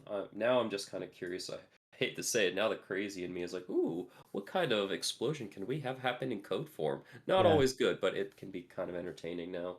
So notice when you deleted your operator, you lost your button on your UI, Yeah. which is okay. You just need to go up to your UI and delete that button node too, because it's going to have some red on it saying, "Hey, I don't see this anymore." Okay, so I'll just turn that off for now because at some point it will come back Yep, it will the come way it back. That's likes. right. That's perfectly fine. Okay, so let's just keep building stuff in our operator. I think we'll just keep building this operator out. So we know that this is the end. So everything we've done right now is going to be the end of the operation. We need to loop through objects in the beginning. Okay. So we're going to grab all of our nodes and just move them to the right. Make space for the new stuff. That's right. And I'm going to go up close to my operator. I'll just disconnect. I Disconnect just my realized what execute. this reminds me of. This makes me think of we're building the castle, but we're starting from the interior to the exterior little by little, Yeah. slowly expanding. I Yeah. know That's a great that's way of thinking of it. Building the inside and you finish the outside. Kind of like building a house, really, right? You start with the yeah, foundation and then you build the exterior when you're done. yeah, that's even better. That's a much better example. So there is a special node, Blender. We can use the Blender data browser to grab a lot of things, but Joshua, the developer of Serpens, Yeah. he's he's done a lot of work to give us access to stuff that we commonly need access to. So in your add menu, you have a blend data section. Blend data. He Okay. made a node that's called the objects node, Okay. and this node is really nice because it gives you access to selected objects. Oh my. And if you Yeah. want to start learning code, now's a really good segue. I love doing it on this node. I'm going to make this node wide. It'll help to at least understand what I'm looking at, Sure. hopefully. I mean, don't get me wrong, if I get really confused, I could potentially ask a whole bunch of questions. So I'll leave that up to you. Do you want to get to the point of how it's supposed to work and then branch out from there? We could come back to it. We'll You're the just teacher here. What do you Yeah, think is best? we'll just share this very quickly. So if you open your end panel in your node editor, Okay. and then under the settings, it's at the very bottom, open that up. Okay. And there is this debug section. Yeah. There's And the option of keep code. keep code. If you go to a scripting workspace, when you turn that on, you'll see a script file that's called Serpens code log. Okay. Scripting. And you'll have Uh, to, I'm sorry, go back to Serpens okay. and just add something to your graph now that you've turned it on. Add Uh, anything to your graph. Shift A and add a node. okay. Put it in and then just delete it. Okay. Now go to your scripting workspace and you should see a new script that got generated, Serpens code log. Okay. Yeah. This is the literal Python for everything you've done in your add-on. Oh my. So this is the add-on effectively enough. Yep. And when Serpens exports, it's literally just exporting this information. Oh, that's cool. It does a couple more things on the So side. So this very isn't everything, but this is pretty much everything. See, if I had to do all this, and I'm not just saying this because of the fact of what Serpents is doing, but if I had to try and do this, I would never gotten even remotely, even to say line 35, which is like a return value or something like that. So it's like, never would have made it in the coding world. So Yeah, yes, and I'm even going to say thank you, yeah, Serpents. thank you, Serpens, right? We've done so much code and we haven't had to do anything but play with nodes. Yeah, so like after doing everything we have done, because you've explained what each thing kind of, not kind of, you explain what they do up to the point that it's important for the core, what's going on here. I admit there's a lot here that I'm not entirely sure what it all means. Like I can understand it. Hey, it's talking about the cube that we've been working on because we have yet to tell some of this to go to other objects. So like, Yeah. okay, I get it. It's looking at the object. It's looking for its vertex groups. It's looking for the active, the weight. It's like, yeah, okay, I get it. I get it. A little bit better now. And that's so this is a good segue. If you want, if you decide, you know what, I really feel like this is helpful and I kind of want to learn Python more, you can actually start Serpens with a very basic node graph and just add in like a UI node and then go to the code log and see what it did, right? And you can start learning like the little bits of code as you're working. And as you're adding nodes, you can keep checking your code log to see what you're Now does compiling one thing at a time. so does that code log in this case, is it compiling, and I'm gonna look at the top right of the screen there for node trees, is Uh-huh. it only compiling the my add-on? Or let's say in the second one, which you have is called node tree, would that then compile both of them together or just the active one? It's compiling everything. Yep. So it would put both of them into one thing. Yep. It converts them into Python script. Everything in the way that you would use it in Python. And so Um, Okay. what I wanted to share though, keep code is cool, but there's a couple of other debug items here on your end panel. And one that's really nice is debug sockets. So I make this node a little bit wider. And when you turn on debug sockets, it actually tells you the Python behind what each socket is doing, or the Oh my. data behind each socket. Yeah, that's neat. And it's a So, little more approachable. Like it's not so intimidating. And that's just telling you what data you're referencing, really. The top one is referencing bpy data objects. The second one is bpy context scene objects. Um, then the selected objects, so if I toggle this off and on, selected object is accessing the context view layer, objects.selected. So there's okay. already a property in Blender that cares about selected objects, and Joshua is just taking the liberty of making it easy for you to access it. But Okay. debugging the sockets tells you where you could get it if you wanted to from the Blend data browser. Okay. And well, I'll finish my segue off of this just very quickly. Context is wherever your mouse is currently in Blender. So my mouse is in the node editor. The context is technically in the node editor. When I move my mouse over into the 3D viewport, it's very subtle, but you can see these buttons highlight just a little Yeah. bit. The context is now in the 3D viewport. When I move my mouse over into the Blender data browser, the context is now in the Blender data browser. So if I want to get information from my current context wherever my mouse is, they've added a functionality to do that. So let's just do it for the 3D viewport. I can click on anything in the 3D viewport, and if I go up to one of these menu items, Menu so items. like the object menu at the top, Yeah. and I just can right click on anything inside of here, there's a copy context option. Um, so, It doesn't matter what you highlight over, just copy context. okay. Copy context. And you should see your Blender data browser has updated to say context 3D viewport header Um. Okay. here Yeah, I on my see that now. screen. And Huh. whenever you see code that says bpy.context, it's Mhm. referencing something that's currently active in Blender. And you can click on the Blender data browser and select Uh, context. And I'm going to clear my little filter here, so I'm not using objects anymore. okay. And this is everything that is currently active when I copy the context. And Uh, there is an active view layer that was copied with that context. I um. You'll have to bring your Blender browser window open a little bit more. I guess I'm watching your thing because I'm trying to understand, but I don't quite follow what it's doing. The most common one that we ever use is the context of the active object, and that's the first item in the list. But I'm teaching how to navigate. I want to find the selected objects. So we're Okay. saying bpy context. When I click on this button that says context, I'm basically referencing the first part of this code, bpy context. And then I want to find stuff within view layer. So I can scroll down until I see view layer. And now I'm in context.view layer. I should be able to see something that's named objects. So I can filter, search for objects, and I should have an item in that list.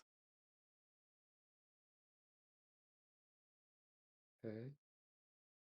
Yeah, there's a collection, right?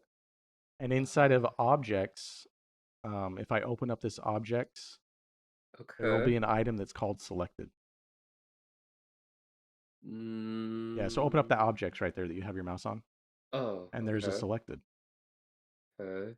And if you were to copy that property, so that selected property, just click the little copy icon and paste it, Shift V, Oof. and then Okay. make that node a little bit wider. Okay. We can make this window come back. So I'll admit that that was confusing It because it's a little confusing, and I get it, but we basically have gone and grabbed the exact same square block that Joshua has on this node. selected objects here. So what you did was by looking and I'm trying to reason this in my head as best as possible. You went through by turning on the debug sockets. You then looked at what the debug socket name was called. And then since you said view layer objects selected, you went out to the 3D view layer because Yeah, I it would basically just hold the info yeah, somewhere? I'm How'd you know basically that would hold the info instead of elsewhere? um when it Because I says bpy context, I know this is just for training for you. When anytime you see bpy context or context, you're most likely going to need to go into the Blend data browser and click on the context selection. And context is really just wherever the mouse was highlighted when I copied it. So I was highlighted in my 3D viewport when I copied my context.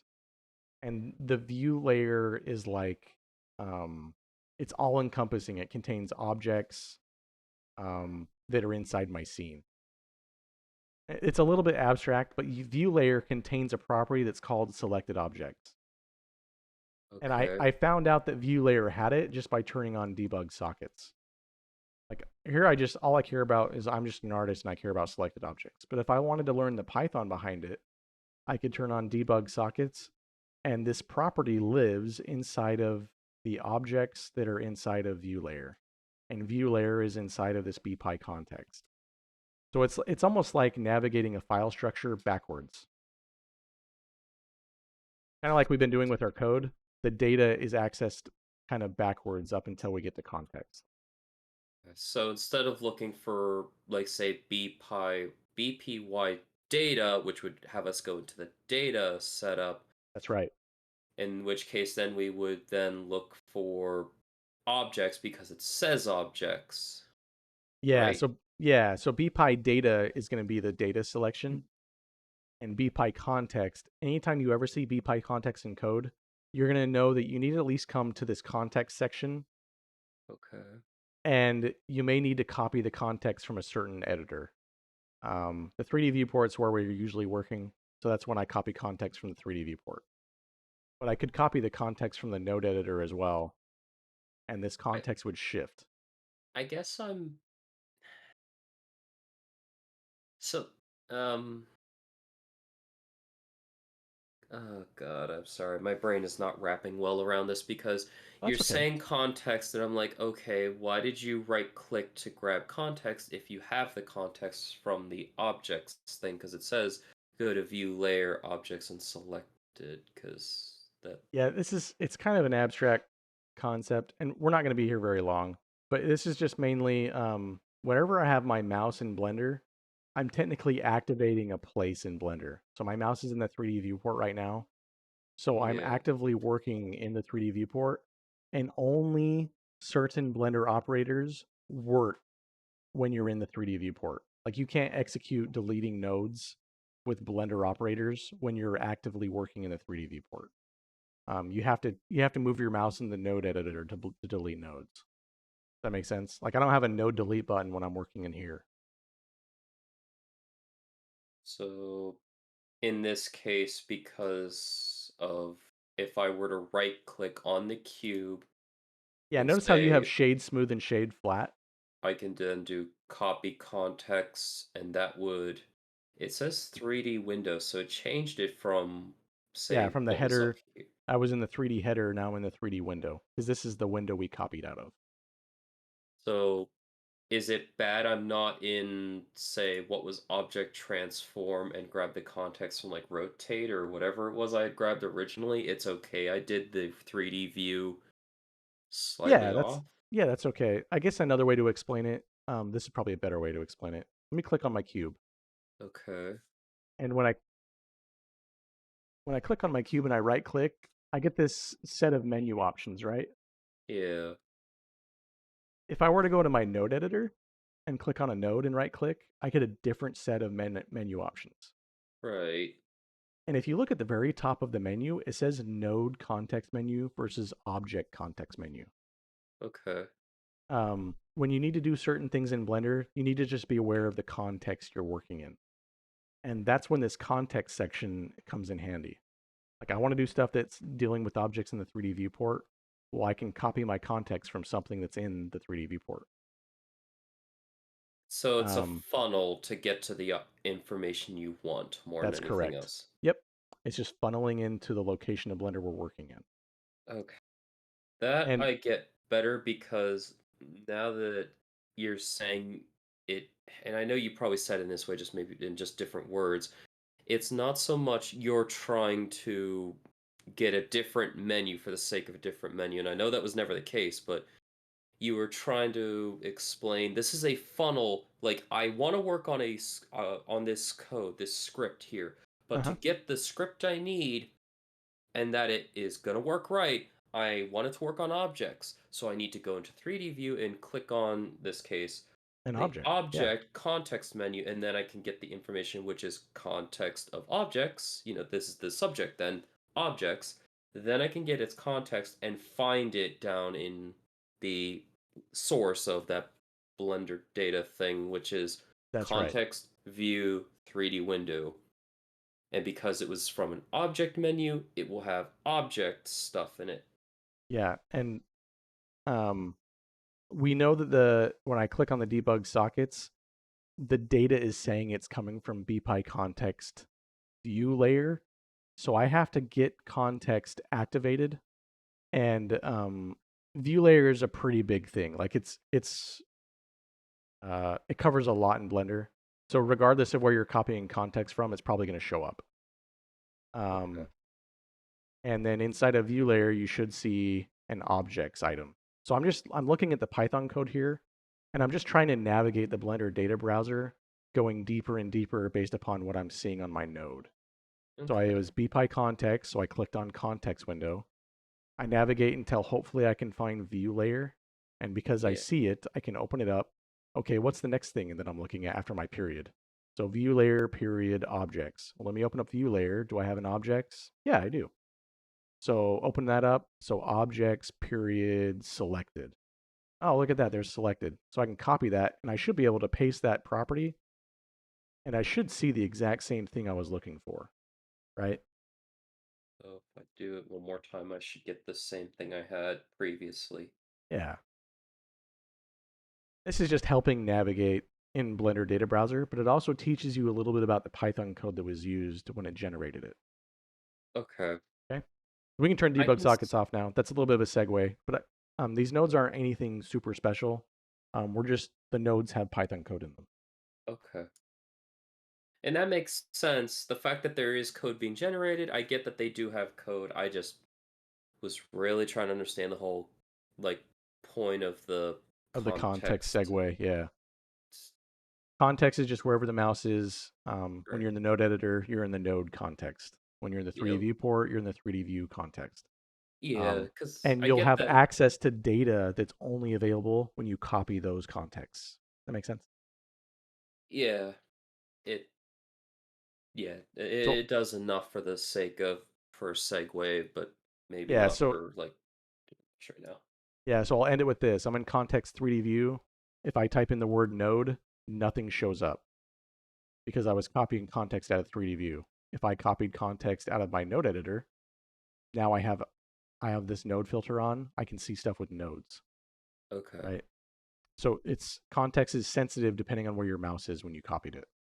gotcha. So next time you're trying to navigate, just remember that. What am I trying to access information from? Um, Hopefully that makes a little bit of sense though. But let's move on to looping through our objects because we care about the selected objects, right? Yes, yeah. So this objects node has all objects in the entire blend file. Okay, It has access to all scene objects. So we have a scene here in the top right of my window. I've only got one scene, but if I had multiple scenes, every scene has a list of objects. So I could access the objects that are associated with my active scene, or I could care about objects that are selected. And in your case, that's what you want to access. yeah. I could also just care about the active object if I want. Or you can index all objects based upon an index, kind of like the for loop had an index. You could say, I want object at index 55. And if it exists, it would give you the property of that object. Does that make sense? It does. It's kind of just calling out, but since I don't know what 55 would even mean to or how you'd even know what you're calling out index-wise, I'm not too concerned with it. Just Yeah, because, don't worry too much about that. That's only when you typically use index when you're using a loop. Otherwise, it's really abstract and you have no idea what you're looking at. So we have this operator and we want to loop through each object. And we probably want to activate the object in order to get access to, well, we probably don't need to activate the object. We probably just need to loop through each one by one. Now, I put a whole bunch of different objects in my scene that aren't meshes yeah, because you need to be aware that even though you're looping through, like I could select all of these objects, but some of them aren't meshes. yeah. And when you're making add-ons, you kind of want to be cognizant of what is the worst case I'm going to encounter with my user. Like, is he going to grab stuff that aren't meshes, and is he going to try to delete something that doesn't exist on a camera? And And if it this was a does, it's going to throw an error, right? Yeah, this was going to be a question I wanted to ask later because, we want to light up our characters well for renders, animations, all that stuff. And, we may forget to turn off the light layer, or maybe, for example, poor layer management doesn't turn off the collection and hide it away. Yeah, So, if this runs and it's trying to run through all that, and it's like, I can't delete a vertex group because this isn't a mesh, because, we're either looking at a light, text, or like the other things you just said. I No one wants their project to crash just because they selected one thing. It could just be one thing even that crashes it. So it's yeah, like how to make it only do its job for the things it should work on. that's right. And that's what we're going to be focused on while we're looping. And so we have access to our selected objects, but we do want to be concerned about the fact that we only care about meshes. Yeah. So there's another node that we're going to add. I'm going to delete this little selected node. We're done with this Okay. segue. Okay. So we go into our add node, and then we have, I think this is under, let's see here. We're looking for is object type. And I think this is part of, let's see, Tools. It's tools. under Thank the you. tools towards the bottom. Awesome. Sorry, I just happened to get lucky. Yeah, good job. So is object type. And we want to make sure our object is one of the types here. So I want to make sure we're looking for a mesh type because meshes have vertex groups. Yeah, And because we I just don't need an, oh, go ahead. Yeah, definitely don't want to mess with the lights or other things because otherwise it could cause it to crash because it can't remove something if it's not there. That's right. So we need to make sure we're using this, and we'll use it in just a minute, but I just wanted to get it available. So let's just put it down here for now, a little Okay. bit out of the way. And we have a list of selected objects. We want to loop through them. So we're going to need a for loop. So Shift A, go to Program, and loop for. So we're kind of doing like what we did earlier with the vertex groups, but in this case, we're having it check each item that is active or selected. That's I right. should say selected because active is different from selected. That's right. So we're going to go through our selected objects, and we're going to loop through and repeat some code for each object that's in the selected objects. Okay? And we need to change it from list to collection since it's a teal colored square. Oh, right. Okay. Yep. The next version of Serpens will have that fixed and it'll be collection by default. Okay. And then we're going to plug our operator execute into this loop. Okay. And for our repeat node, we need to check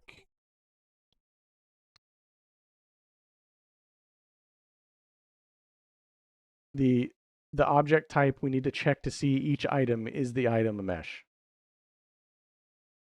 So probably another if kind of thing where That's right. So in program, you should see an if else. if else execute and then plug repeat into that. Okay, And then we're going to plug in our is object type.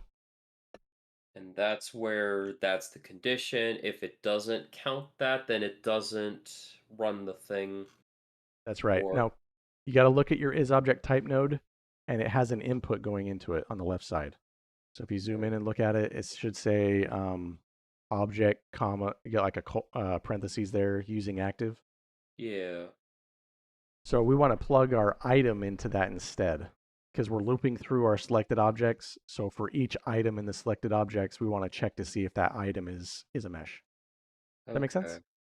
Yeah, so when it goes for loop 4, it's grabbing whatever the item is code-wise, and then it's going to send it through this is it an object of this type? Yep. So it's giving the is object type the information to be able to check it. And Yep. then the if else will read it and say, "Hey, is this what it is? If not, okay, what's it doing? And if it is, what's it doing?" Yep. That's exactly where we're going to go next. It's a bunch of questions being answered along the way. Okay, so now that we've got the mesh type, we probably ought to check to see if the object has vertex groups. Because if it doesn't have any vertex groups, we should just not worry about running the operator. So the Yeah. exact same thing we did with isObjectType, we're going to go to our blend data browser Okay. Data and go to, browser. yep, just go to data. And we're going to filter on the left side. You can type in object again, open up, and we're going to, let's just grab from the cube for now. And we Okay, want just to cube. filter for vertex groups again. Vertex. Okay. And then copy that collection, vertex groups. Just the collection on its own. Yep. And we're going to Okay. paste that in. And it's coming from the cube. We want to change it to a property. So click on the little AB icon on the bottom right. Property. And we're going to change it from cube to property. And we need to plug in our item just like we did before. Okay. So So, for each object that is selected, we're going to check to see this property for vertex groups, and we're going to do one more if statement. So just duplicate okay. the if node over a little bit. It's like a trickle effect. It's just getting a Yeah, remove of everything every step of the way. It's like, is it a mesh? No. Okay. It gets weeded out, so it doesn't even get beyond that. And that's then right. anything that's left, if it has vertex groups, then it would, Then we'll continue uh, on. it'll run the next one. So So if plug it's a, in if it is a mesh, we'll be coming out of true. So yeah. plug the true into the next execute for the if. And then because we're now asking does it have vertex groups, we're trying to check if it has vertex groups. That's the condition. Yeah, and this is like it's kind of weird. You're plugging a teal color into a boolean. This is technically allowed though. You're basically checking and seeing are there vertex groups on this object. If there aren't, we don't want to execute any code. Let's just move on to the next object. So Yeah, we're only going to execute if it's true. Okay. right. Yeah. And so we should have handled now is the object a mesh and does the object have vertex groups? If it's not a mesh, defaults isn't connected to anything, so it's not going to run. And if it is a mesh and it's not a vertex group, it's also not going to run. But we do need to connect the true into the stuff on the right. So all And if I'm that's being honest, it's probably really good. In some cases, the order is really important because let's say you have something that is has vertex groups, like it's a bone. Let's say it's a bone that controls vertex groups, or just for sure. silly example, let's say it could have vertex groups, even if it can't. It's good to check if it was a mesh to begin with, because That's right. otherwise, if it had said, "Oh, it has vertex groups, continue on," that would have been unnecessary because then it would have been said, "Oh, it's not a mesh." Then fail right there. Whereas most of the time, it's meshes and vertex groups That's right. that we're Yep. after. Yeah, typically we start at like, what is my building? Is my building a mesh? Well, I want to make sure it's a mesh before I try accessing vertex groups because vertex groups are in the mesh data property, right? So don't try to access mesh data until you know you have a mesh. Hmm. All good. Cool. And then we're just going to plug in the true into everything else we've already done.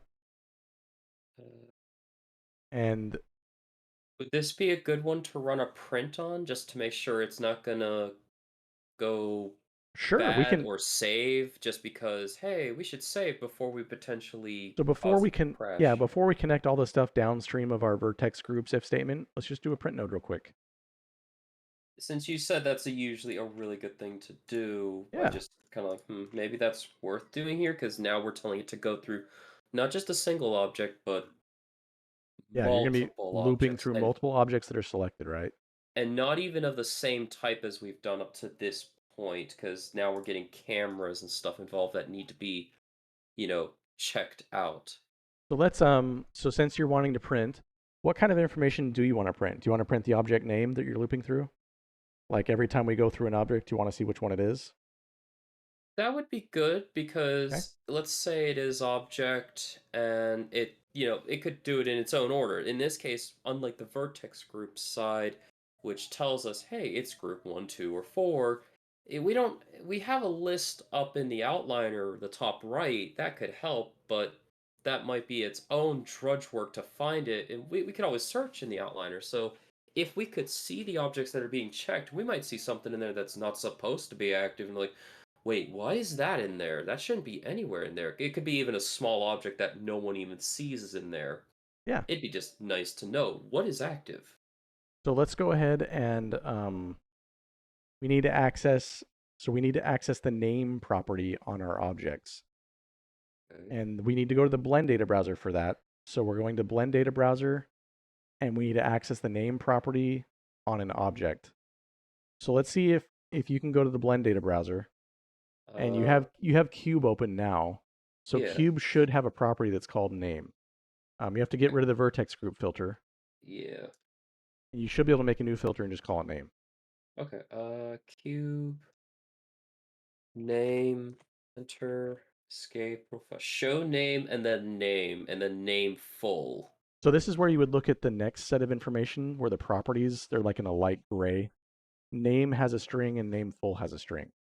Yeah. So, There's not really a ton of difference between those two, but just for simplicity's sake, just grab name. okay. If I had to guess, and correct me if I'm wrong, name would be what it is inside of the outliner. Like let's say it's cubes, and then let's say inside of the outliner, if you opened up cube, it would say instead of say cube, it might say gargantuan as its random name for its data instead. Nope, Maybe that's what that is. that's actually the name of the data. So that's another Oh, name. Yeah, so you have an okay. object name and you have an object data's name. Name Okay. and nameful are pretty much the same thing. There's a couple of scenarios in very advanced cases where you're working with libraries where you would be referencing name versus nameful. But that for a beginner, just grab name. You'll Okay. never go wrong with name. I feel like I might have accidentally duplicated something by accident, and I don't know what it would be. Yeah, I think you're good. Right, Shift V. I have name. And we pulled it from cube. If you look at the bottom of your node there that you just pasted, the object was cube, Okay. right, on your name node. We don't want to Yeah. grab it from cube. We want to grab it from our current item. Yep, so you change it to So, property and then plug out the item from the for loop directly into name. okay. So there into there. Okay.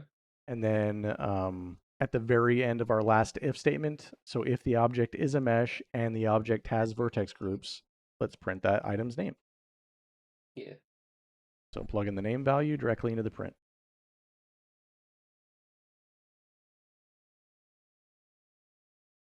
So, And now we have an operator that we can push a button on. So let's push the button and see what prints. and I'm just gonna select two Yeah, cubes in the select two. camera, Yeah, select two objects. just Or to, yeah. and since these don't do exactly what they normally do. So cube 2 and cube 3, it ignored the camera altogether.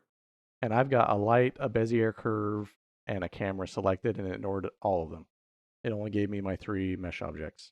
Yeah. Now I'm going to delete vertex groups off of my cube and see if cube doesn't show up anymore. I Because will I delete. do want to make sure that the vertex groups is also being caught by the if statement. Yeah, and I'm gonna remove the vertex groups off of my cone just for another object as well, Sure. just because interested to make sure I'm not missing any step along the way. So, I should delete the print. Just said, yeah, cube 2 and 3. It did not concern the cone, and it did not concern the camera. Perfect. So that's exactly what we want, right? Yes. So now all we have to do, we don't need that print anymore. You can leave it if you want. Um, I'll delete mine. And I'll leave it. I'll take it out just because there is a print at the very end, and I don't think I'm as worried about it now, just because if anything got past that, it's a different problem altogether. I know I sure, said originally that, hey, it's good to know what objects might be in the screen or in the scene itself that, hey, that I don't remember that being there. Where's that hiding? It could be like an invisible item, but at that point, uh, down the road, maybe another option, but not now. yeah. So I'm gonna grab in all my stuff on the right and bring it closer. And we just have a little bit of cleanup to do before we're done. So I'm gonna plug in the true off of my current stuff and plug it into the loop for my vertex groups. Okay, so you All that grab stuff on the your. right there. Yeah, just bring it in close and then come out of the true and connect in the two executes together. Yeah, I'm just disconnecting that name and print thing for saving later because that seems Sure. like something I may want to add back in. So true into the execute as you just said. So now if this is run based on how it's set up, and only because I want to walk it through, because if I sound stupid, I'd like you to catch me and tell me if this is right. Sure. We have it set when the engine starts, which is the operator. It's Okay. first off going to check with the loop for execute. It's going to check for all the selected objects, not just the active, but the selected. So that means everything. It's then going to say, hey, is this a mesh? If so, continue forward and get it ready for the eventual action. Then it's going to ask, is this a vertex group? If so, continue on.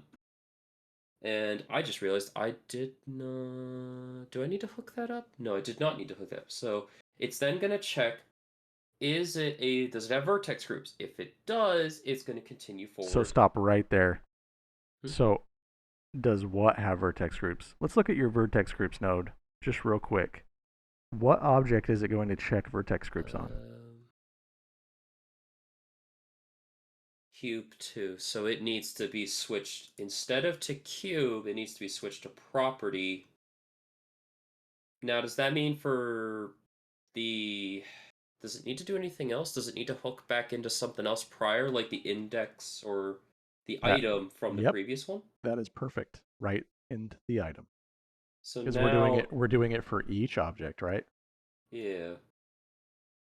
And then we're going to loop through the current object that we're concerned with that's past the two tests. Are we a Yeah. mesh? Are we a vertex? Does the mesh have vertex groups? If it does, we're going to loop through those vertex groups of that object. That make sense? Yeah, for some reason my brain is not registering this right because I see it says mesh, I see it says vertex groups, and then I see it says vertex groups again. Why do we have two vertex groups again? It's the exact same node. You can actually minimize your nodes by pulling out of the first one and plugging into the collection on the next loop. So if you're looking at my screen, we Okay. made this node twice actually. So we didn't need to make so we could actually delete one of the vertex group Yep, nodes. and you can come right out and go into the collection if you wanted, and I can delete this one. Okay. I just felt like something was off about that, but I didn't want to assume, so I was like, I'm just gonna It's ask the question. if there's nothing wrong with it, you could have them both if you wanted. It might just be extra processing time that it doesn't need in the end, though, is what I'm thinking. Every little bit helps, right? Sure. Yeah, and in this case, it's fine. So we're going to reference to see if the object has vertex groups. If it's true, let's go ahead and grab the vertex groups and loop through it. Okay. Yeah. And then inside of our loop, we're going into another loop within a loop, right? This is where things can get confusing. I'm Yeah. looping and now I'm starting another loop. But we've already tested this code, so we know that this code works. I think the best way to look at it, and this might be easier for a loop into a loop. We finished one loop, we have our end result of what it just did. Now we're processing that new results that we have, meaning it's gotten rid of the camera, it's gotten rid of anything without a vertex group. It's only processing what was left. Would that be a good way to summarize it? We've funneled it down. That's The really first close. okay. So you're only in one item of your loop right now. We've gone Hmm. into the very first item that was selected, And on the first repeat, we're checking to see if that item was a mesh, if it had vertex groups. And now we're going to check to see the object, let's just say the object does have vertex groups. Mm-hmm. Um, then we're going to go and loop through those vertex groups. So we're still on the first item in our first for loop, and now we're Okay. starting another for loop just on the vertex groups in that item. And then we'll complete that information, and then we'll start back at the beginning. We'll loop again for the next item. This time the item is a camera. So we don't get through the first if statement, we are done. We're going to loop back to the beginning again. The next item, let's say it's a light. So it doesn't get through the first if statement, so it's done. We're going to Okay. loop back to the beginning again. This item is a mesh, and just for example's sake, this item is a mesh, so it gets through the first if statement, but it is not an item with vertex groups, so it won't make it through the second one. And Okay. then we'll loop back to the beginning again. The next item is a mesh, it has vertex groups. So now we're going to start another loop and loop through that vertex group and check each vertex group inside to see if it's locked. And if it is, we're going to delete it. And we just continue the first loop again until we get to the second loop. And if we can do the second loop, we will. And then we'll go Okay. back to the next first loop, go to the next object, and repeat, rinse and repeat, rinse and repeat. Does that make sense? So yeah, it does, because that means it's doing a lot of the quick work of getting rid of that which can't be used each time it goes through, That's right. and then it just does the action only on the things that make sense, because that's our safety guard right there. That's right. We're So saving processing power in the beginning by only caring about objects that have a mesh data type and that are vertex groups yeah, or have vertex groups. And then we really do the loop that we care about. Let's loop through the vertex group and delete the ones that aren't locked. gotcha. Okay? So if I can take a shot at what we're doing in the next one, because I think we have things to fix up at the front end now. Now that we've got it at the point where it's going to start looping through for execution of the removing, in this case, unlocked um, groups or locked groups. I forget which. This one is removed locked, right? Yep. In this case, because it's still set up to work with the object of a cube, we need to fix the property on that and make it a property instead. You were spot on. And we're So we still going to still access, we're going to be pulling from the first loop, the item off of the first loop and plugging that in for so then all we of just these. go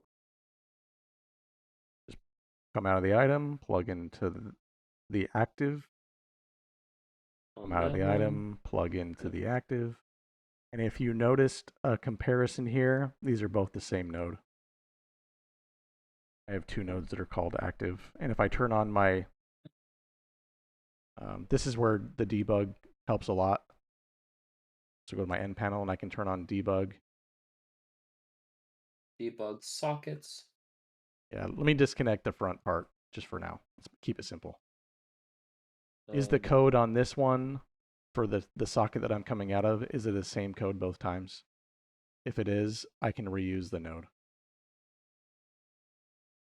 so I don't know if it's. Oh wait, yes, it is the same. It is. So we can just delete one and then have it feed both of. Yeah, before you delete it, I typically will just drag from it and plug it into where the other one was, and then I delete the one that no longer has stuff coming out of it. Okay. So in this Saves on case, nodes, right? yeah. One second. I'm trying to make sure I do this right, because yeah, you know the teachers how they can say, I could go through your entire project, but you could have done 1,000 different steps, and maybe five of them are different, and that's all it took for it to break. Yep. So it's like I just want to make sure I do the steps just right now. Yeah, it's fine. Okay, so that's done. I'm turning off that debug sockets. Okay. So it's the same thing. It's looking for the same information. We have it sending the information at the very beginning to this socket now, or to this node. Off of the In this current node, object in the loop, the first loop. right. If it got this far, that's the key thing, because if That's the right. information wasn't necessary, it doesn't get passed on this far. Um,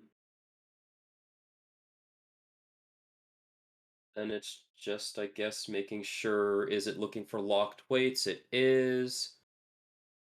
And then making sure that It's hooked up to the right button. Remove vertex group. There's a small print note at the end just to say, hey, what didn't get deleted in this case. That's right. And because of and I'm trying to remember this right, the string will go as first string is not deleted. The second string, it would say, um, The what name. is the name that didn't get deleted?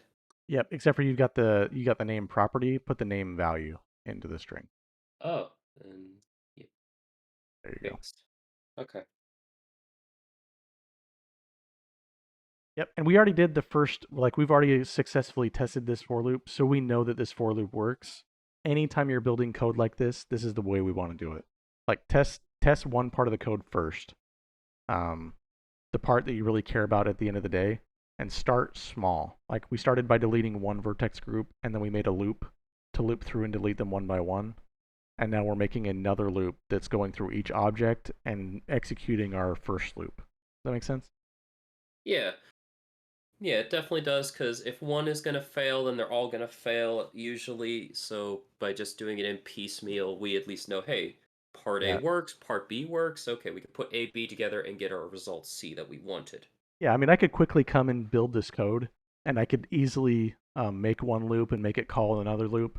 But if I did it wrong, when you're making a loop inside of another loop, it's really hard to troubleshoot. So if you can build your loop separately, make sure you can qualify that it works, then you can just set it aside as you're building your other loop. Does that make sense? Yeah, it does. Yeah.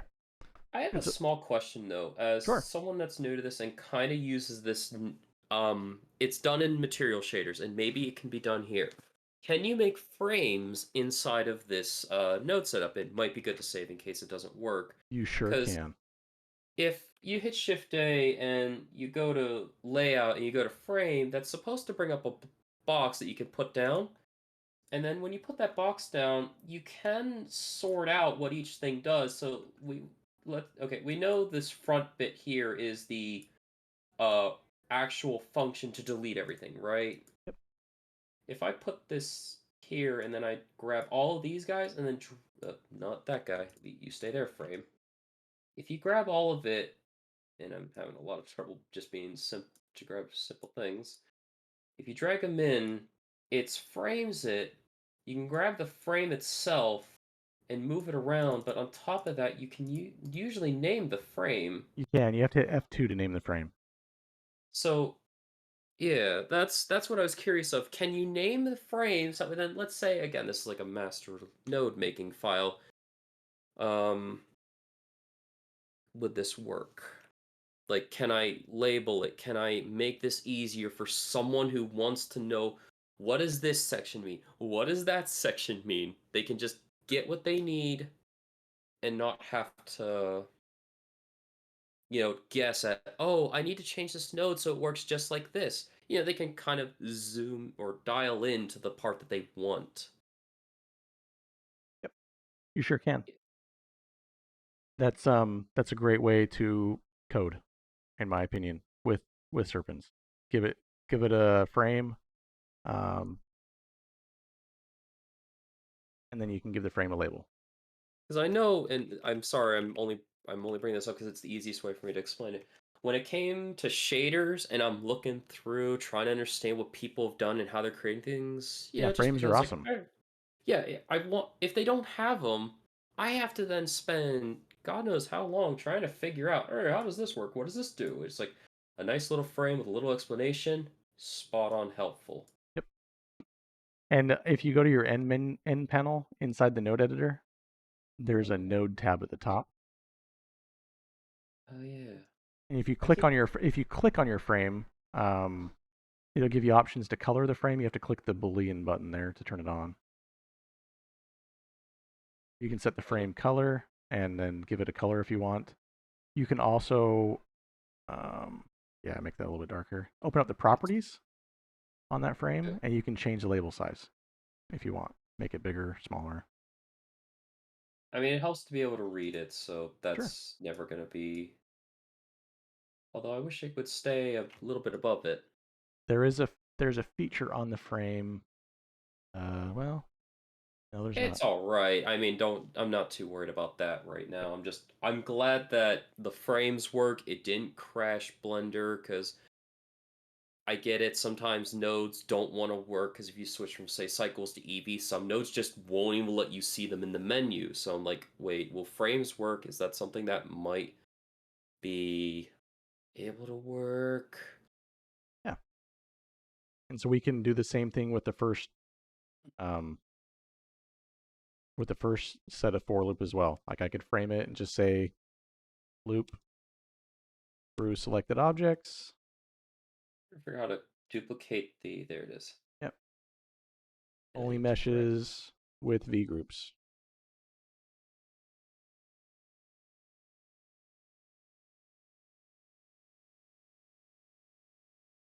Because again, I'm trying to think like if I'm trying to learn this, if I don't know what I'm looking at, it could be as simple as it can be, but even with materials using nodes now, it helps to know what I am looking at Sure. to understand how to even break it down safely.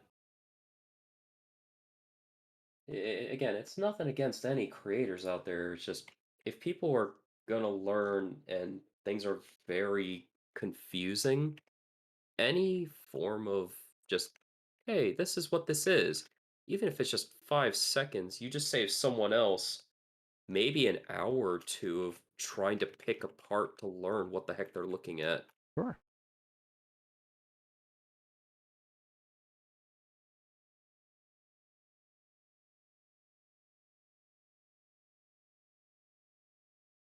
Please, no one misunderstand. I just really want to make sure anyone who uses Blender, for as kind as Blender has been, and I've used a lot of different programs, stuff like this makes it more enjoyable, gives Blender a bigger chance to, not just a bigger chance to succeed, it's already doing great things.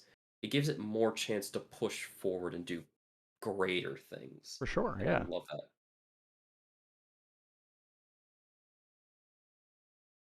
Sorry if that was a bit too long of an explanation on it. No, that's Just fine. We're getting pretty much to the end of the add-on. I think we've got a cool. lot of good stuff here, and all we have to do is test it. So we need to save once you're done with your frame. I am saving and I'm ready to test when ready. So let's test on a couple of objects that we know are meshes and have vertex groups, and let's do one that has all locked vertex groups, or you can just test a couple items, I guess. I've got 3 cubes. There. I'm gonna give them all 2 vertex groups, and I'm gonna lock one and unlock the other. Okay. So I have locked one of them completely. I've unlocked the other completely. Okay, And and you need to I'm also select gonna, them. yeah. And then I'm Uh, also gonna grab one that doesn't have anything just to sure. see how it does. And a camera, because why not? And yeah, let's grab a camera while we're at it, and let's save, Saved. and then let's try the button and see if it works. Remove vertex group lock. Oh, we get an Uh, error. So let's I'm gonna open up my console. Just take a look at my error. Runtime error operator BPY ops object vertex group remove dot pull object type does not support vertex groups. So I think I get what it's saying. I think what happened is we did connect beyond the one point past the one filter the items. So like for example, back in the only meshes V groups, we collected the item names and we passed it on to the remove locked weights. And because of that, that meant the name for the camera and stuff didn't it did go through the checks as usual, but it also went past them and still went through the second part. let's simplify the error. Let's do it again. Let's just select 3 mesh objects and try running the code again. Let's see if it crashes on that. Okay. So cone and 2 cubes, one with none, one with all locked, one with all unlocked. Mine worked fine on objects. So I've got mine still generating an error. So mine still says object has no vertex groups. You still have the camera there, though, it looks like. I think I've only got these 3 selected: cube, cube, and cube. And it Huh. did actually run my code on one object, and it deleted. Let me put my vertex groups back on this object. Oh, Let lock me do on. 2 objects. We'll make it even more simple of a test. So Yeah. clear my console, and I'm going to test. I've got 1 object with no locks and 1 object with a locked vertex group. Okay, so that works great. The problem comes in when so I'm just going to select 1 object now. Run the code. Does it work? Great. Does it work? Still works. I'm going to click it again with no vertex groups active. Actually, And it stopped after one object. does it throw an error on my console?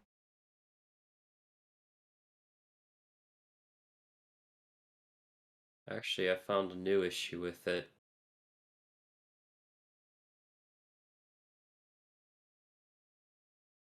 What's the issue that you're seeing? My issue is that it does run on the last selected object, but it won't run on a different object. So for the cone, I had 3 groups, 3 unlocked, 1 locked, the 1 cube completely unlocked, and then the third object being another cube, I had completely locked it up. So locked, unlocked, and partially locked. What it So didn't do is it didn't delete the locked vertex group off of the cone. so So it's then I think what's happening is it's doing it off of the active object. So the only other thing we need to do is we need to activate our object before we proceed next. Does that make sense? so we got to tell it to activate each object that was selected. Yeah, basically. 'Cause, Let's try that. Let's see if that fixes it.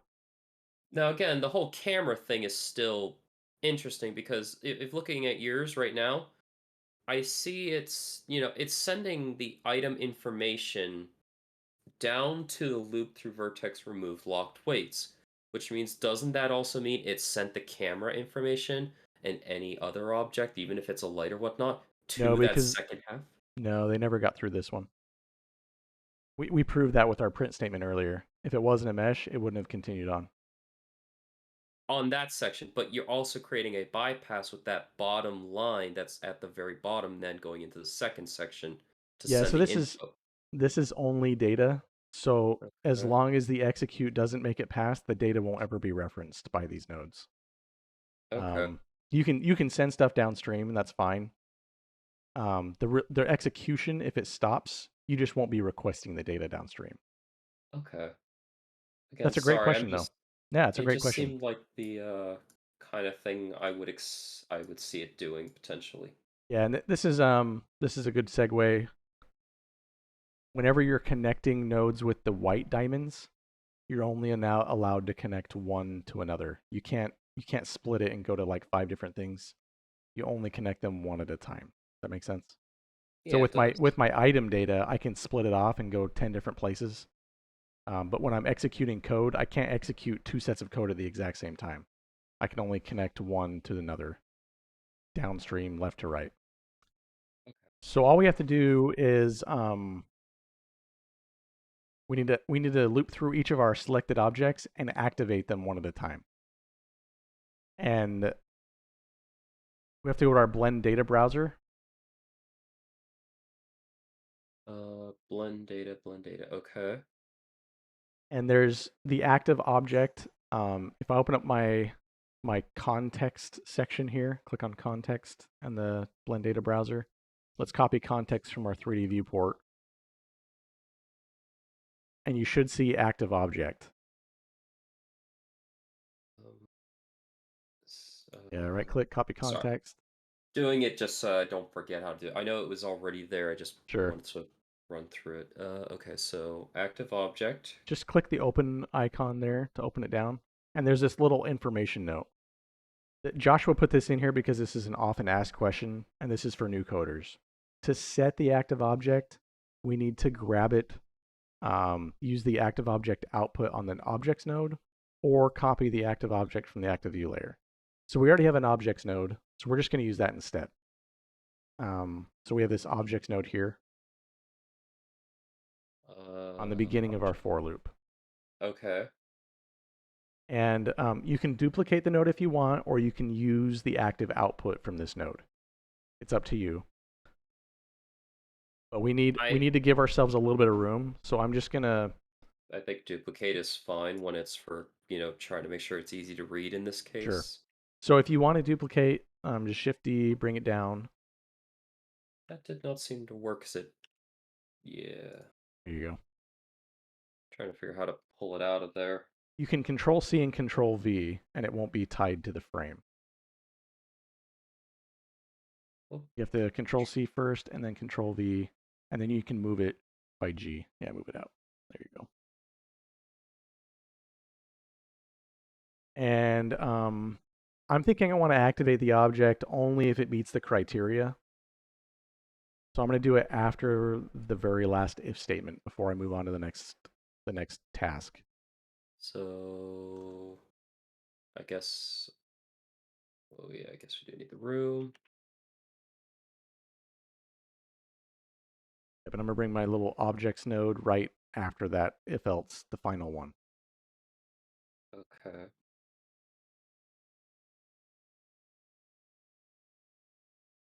Yeah, just kind of keep it. That's perfect. And then we need to do a set property node because we're going to be setting the active object from the item if it met all those criteria.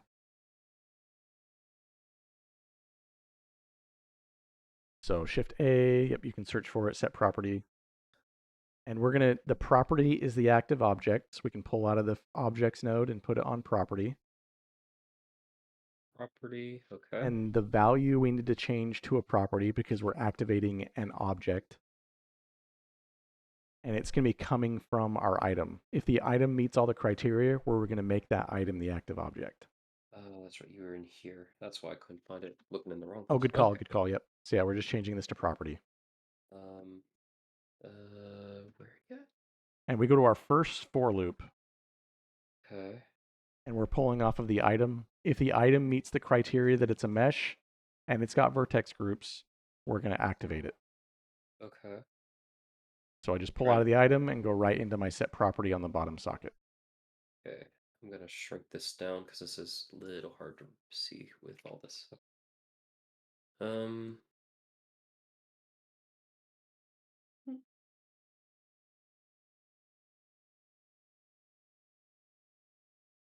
Okay. And then I So. just do that after the true statement here. I'm gonna put this as my next execution basically.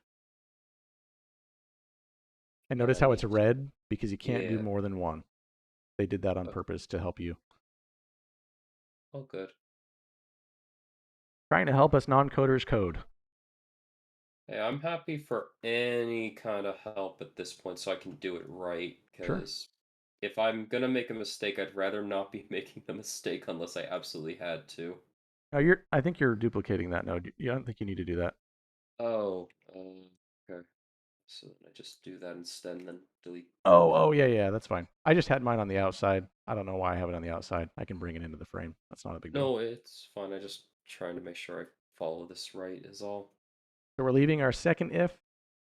After we're a vertex group, we're activating that object, and then we are running our loop.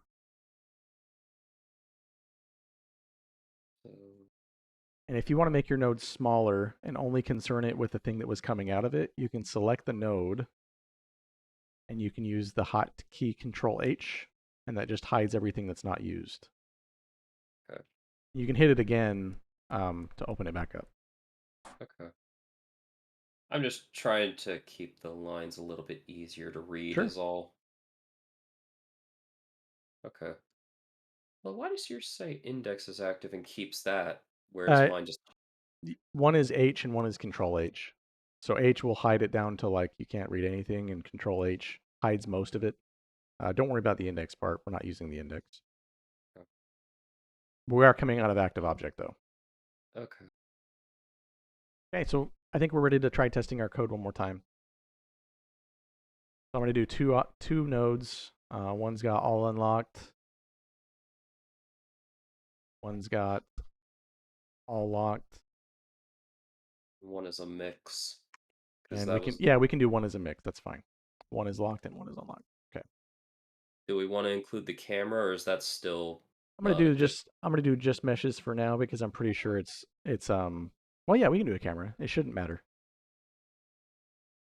So now let's I'm gonna try clicking the save. button. I'm gonna save first, clear your console, Okay. and we click my button. Okay. First object lost all of its groups. Second object lost none. Third object lost only the one that was locked. Mine seemed to work. Same. Mine did too. And my camera didn't cause any errors. So now I'm going to select every object in my scene. And let's see, this one's got none, so I want to test for none. This one's going to have one locked. This one will have all locked. This is the point where we're actually just debug testing. We're testing our add-on to see if it makes sense. Yeah. Okay, so I'm going to select everything in my scene, and does it do it if I have tons of objects? Save my file and test. Out of curiosity, I'm deselecting everything, and I'm gonna hit A and select it all that way, and see if it breaks Sure. from me doing it, selecting everything in a different manner. And I'm gonna save, and I'm gonna try now.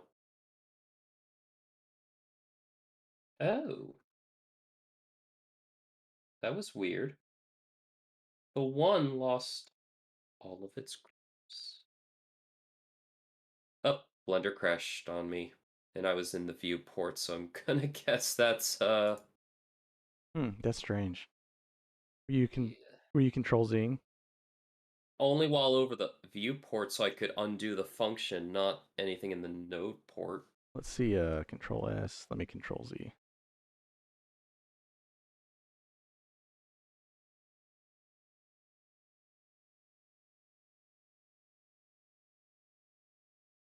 But crashing is part of the experience. I am control Zing a bunch and I'm not crashing, so that's really a Maybe good thing there's we're something saving I'm though, not. right?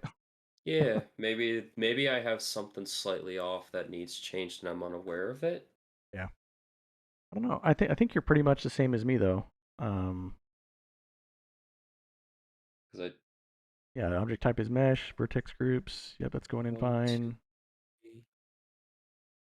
Although you actually have a fourth one that's going down, and no, that seems right. Why do I feel like something's off? 1, 2, 3. You have a fourth, don't you, on coming off of the loop 4 executable? Because technically, at the You you have go 4. You have 4 too. You have one going to set property. It's kind uh, of like hidden a little bit. I'll share my Discord screen real quick.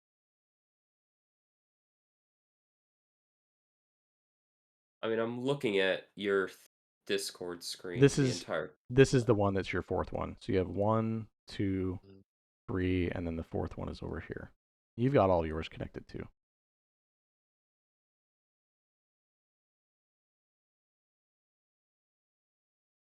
Yeah, so that's 1. I think that looks the same as mine.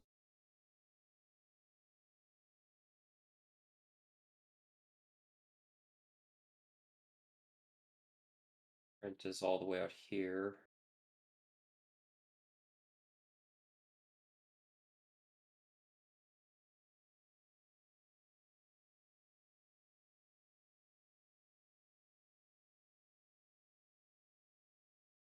I wouldn't think it being false would cause an issue. Nope, I think you're fine. I'm not sure. Let's go ahead and we'll save and we'll just run it again. Okay. And Control. I'll do a Shift A to select all mine. I'm just gonna check that each of these are a little bit different.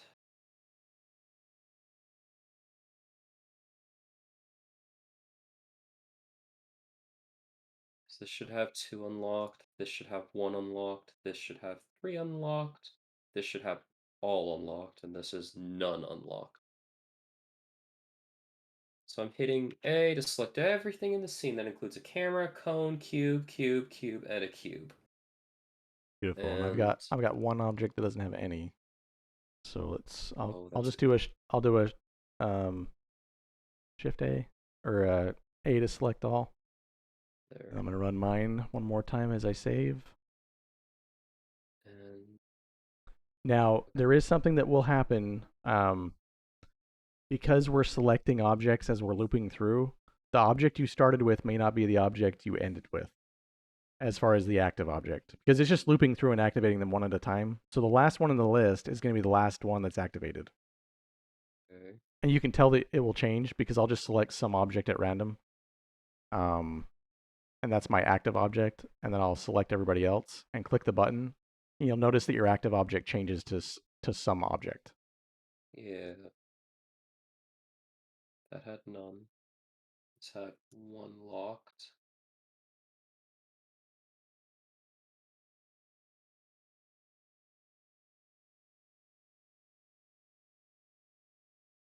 So if I do this again, select and I hit a actually no better idea. I'm gonna save. I'm gonna click on the camera, but then Sure. gonna hit A. That selects everything else. Yep. So the camera's Save technically before you active. go. Yep. Save before I select and save before I go. And notice how the cube on the left there becomes activated. He's the last Yeah. item in the looped selected objects.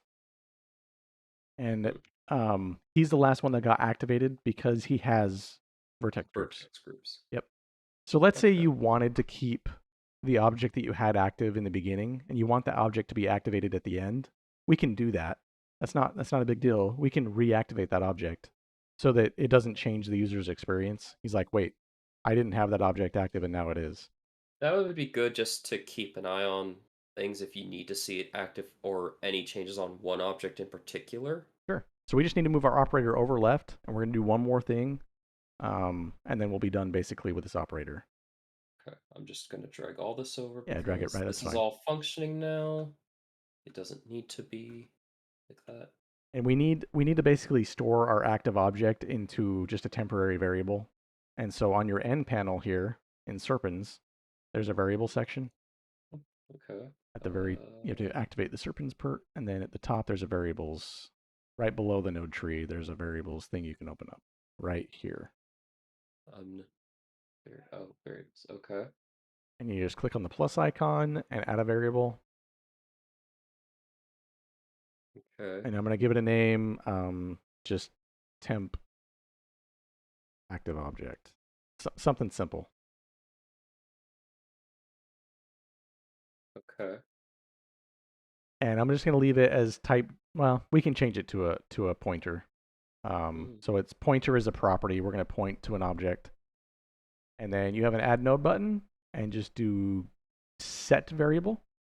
okay. Okay. So new thingy. Yeah, this is a whole new thing. This is called a variable node. And we need to grab an objects node too. So Shift A, blend data,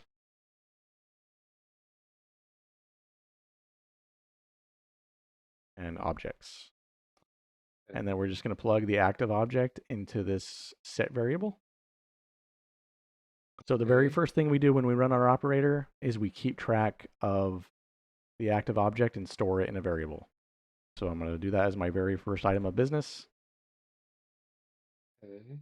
So drag this back here.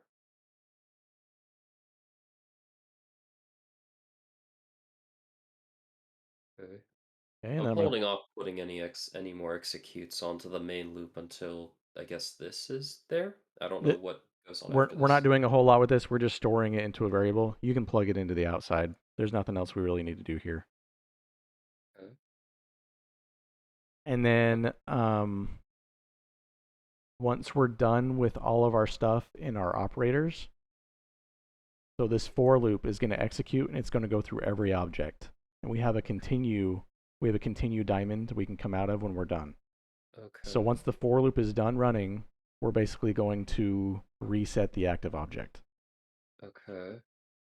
So we basically have this already. This object set property at the inside our for loop, we already have the nodes we need. So I'm just going to grab this set property node and this objects node, and I'm going to copy them. Okay. Yeah, so that one Right. and that one, yep. So just Don't copy and see. paste and bring them down here. Actually, I don't know where Oh, there it is. Yeah, okay. Yeah, when Got you it. Control C, Control V, they're right where they initially were when you copied them. Okay. Uh, So I'm gonna come out of my for loop, out of the continue, and go right into the set property. to the set property. Hmm, And I'm setting the active object, and now I want to, yeah, go ahead and do it again. it didn't want to. Okay. So I'm setting active object, and I need to get a reference from what object I want to set. Wondering why I can't clean this up better. Anywho, that'll be later.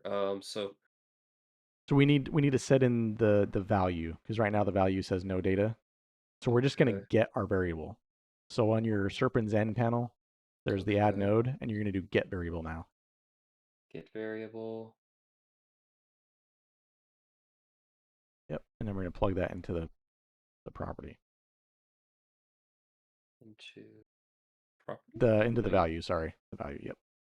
So all we've really done, I'm just gonna drag this guy over left just to show what we're doing. We're storing the active object before we start, and then when we're finished, we're restoring the active object from whatever our variable was holding.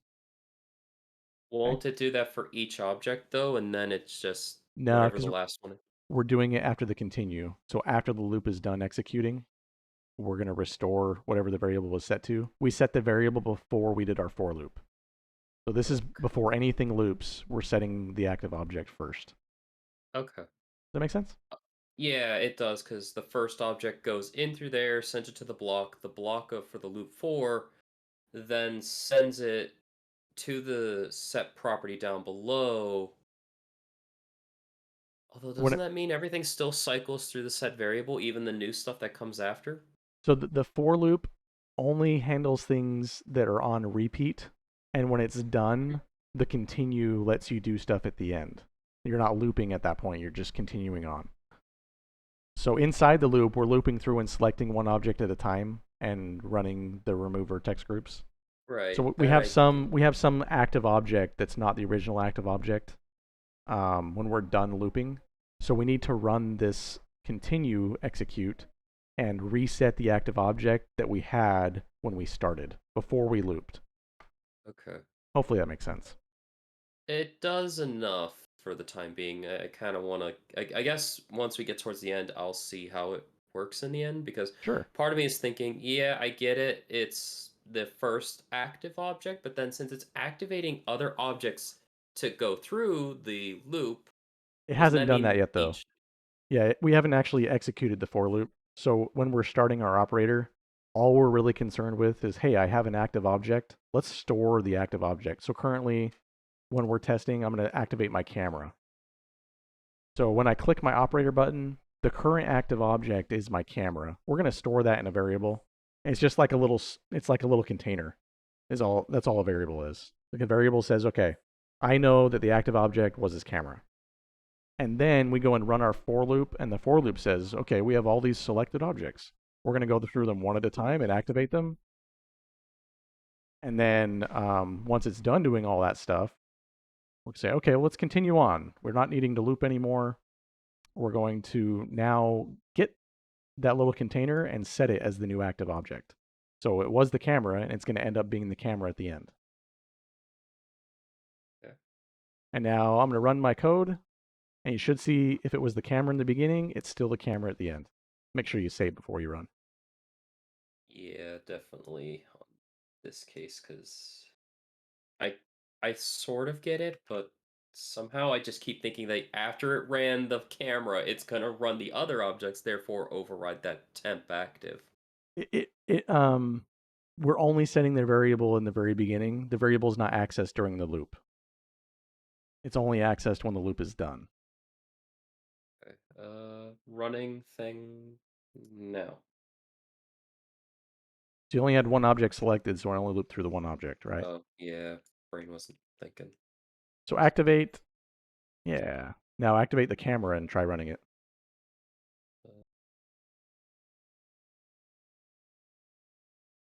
it did nothing, or it And did something. It just didn't look like it did yeah, now anything. activate the camera and select all.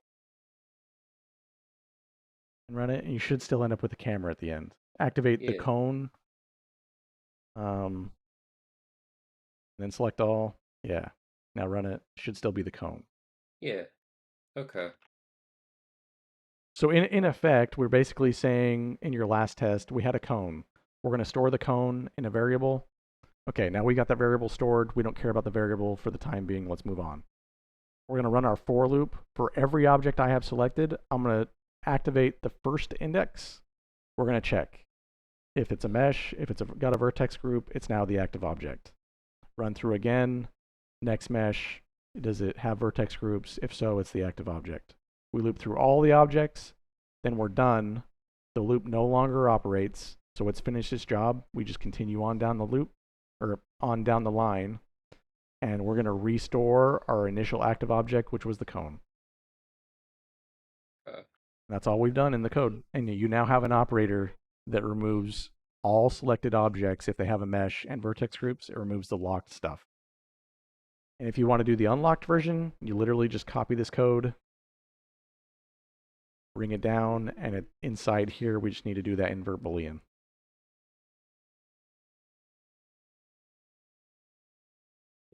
Yeah. Okay. So plus I then need to uh,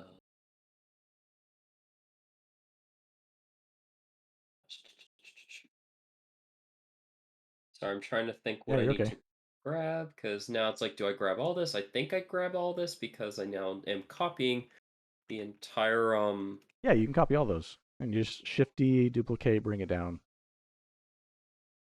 Shift D, duplicate, and then this just needs the, as you said, the invert placed right in here. Right after the lock wait. Invert boolean right after the lock wait, and that is not what I wanted. There we go. Okay, now And you've then got a new operator, so you have to give that operator a special name. I'm trying to rename the nodes. Silly enough, it doesn't want to let me rename it. Do you have to click on the? There you go. There Now it you can is. hit Yeah. F2 and rename it.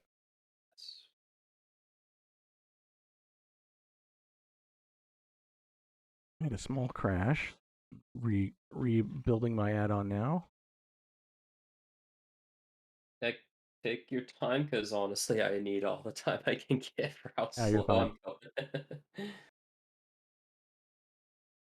Yay. Oh, this feels really good because now it's not only something that will, one, help me out with things like getting meshes to and from Blender to, say, Substance. This will hopefully help others out as well because Sure. I always feel bad for, like, part of the, actually, the major reason why I even wanted to do this is because it's like, another person is annoyed that we can't just delete everything we need and it's taking so long. My robot takes forever to deal with. It's like, this would be nice. I like making sculptures and all that, but it's nice to understand the workings. Like, I always enjoyed understanding the workings of the materials and stuff. This is just another form of understanding how to get commands to work. I like this a lot. It's confusing for sure. I'm not going to deny that, but it's a confusing that I feel like I could get into. Oh, I definitely feel like I need a couple lessons on, like, say, okay, how do I do simple color changes? Like, oh my goodness, is that going to get into, like, codes there that I don't completely understand? And obviously, this is just one small thing, and it took all this to go through. So it's like, okay, big things ahead to figure out. Yeah, and I mean, a lot of this training was just teaching you about a little bit of coding concepts while we were working. Yeah. So I'm definitely appreciative. Do not But mistake what I'm it saying in the against that. period I'm of very one happy. day, though, you've made an add-on, and we're going to export it, and you can give it to somebody, and they can install it. And Ye- that's, in my opinion, that's amazing. Yeah. And I know who I'm definitely going to be throwing it to right off the bat because, for example, they do like uh VR chat avatars, and it's like, oh my goodness, they would probably love this because they're always going back and forth having to weight paint things or undo things or literally just remove everything on an object, and it's like this will just save them a lot of time for having to redo it. Sure. And now So I actually want to go ahead. all I've done is I need to add in that invert boolean on mine. And I just named my operators to give them a little more of a, like, instead of saying Chris operator, I gave them like a name of what they're doing. So this operator is removing vertex groups unlocked for selected objects, and this one is removing them that are locked for selected objects. And I'm I'm just actually changing gonna, changing the name. and now I'm actually trying to think for a third, and this is a very simple one, just literally deleting all the vertex groups for all the selected objects. And that's, I know it sounds super simple because in the end it's like, okay, do I need to take off the whole locked wait thing, but do I take off all this? And I'm like, maybe. And now I'm just like, okay, it's running Well, through let's here. do it real quick. It should be simple enough. So I'm going to save my file, duplicate my operator down one time, Because and I'm going to say remove vertex groups. You want all vertex groups for selected all the objects? vertex groups, just because we have locked, we have unlocked, might as well round it out with the trifecta of all of them at this Sure. point. To remove all vertex groups for selected objects. And I'm just going to give my small description here. And the only thing I really have to change, I don't need to worry about this if statement anymore. I can just go right into remove vertex group. We don't need to worry about whether it's locked or not. Oh, it crashed Ah, on me. wait for it to reload. Yeah, Anytime we're doing big things, that was just me renaming the operators, the sad part. yeah, I had it crash when I renamed the operator too. I think that's been fixed in the newest version of Serpens. You should be able to rename it now.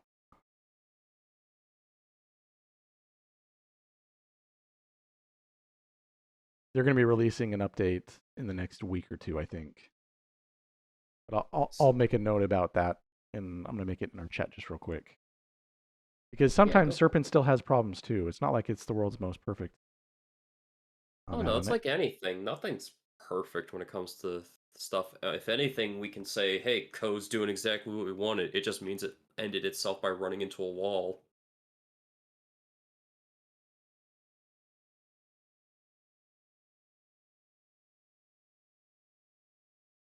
All right.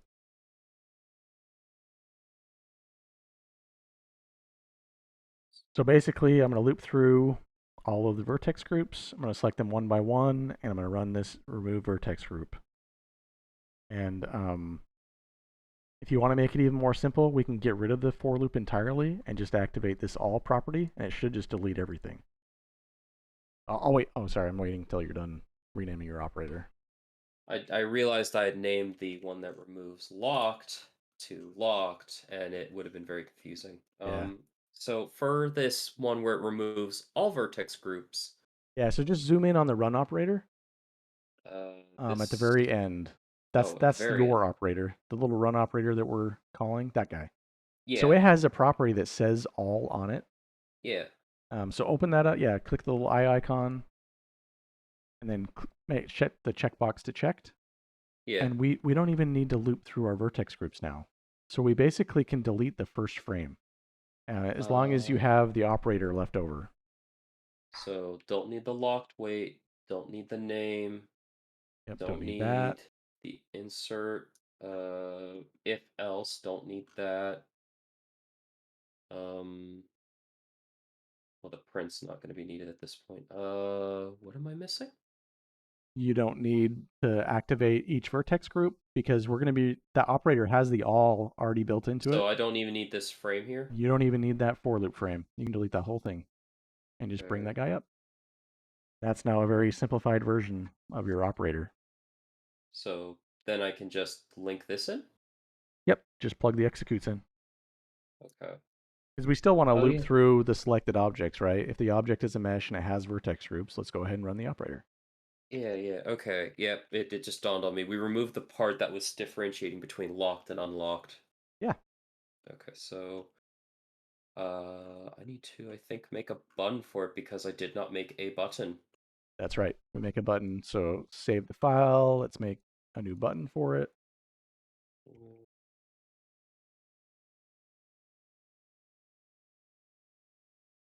Button. Shifty, right down, new panel.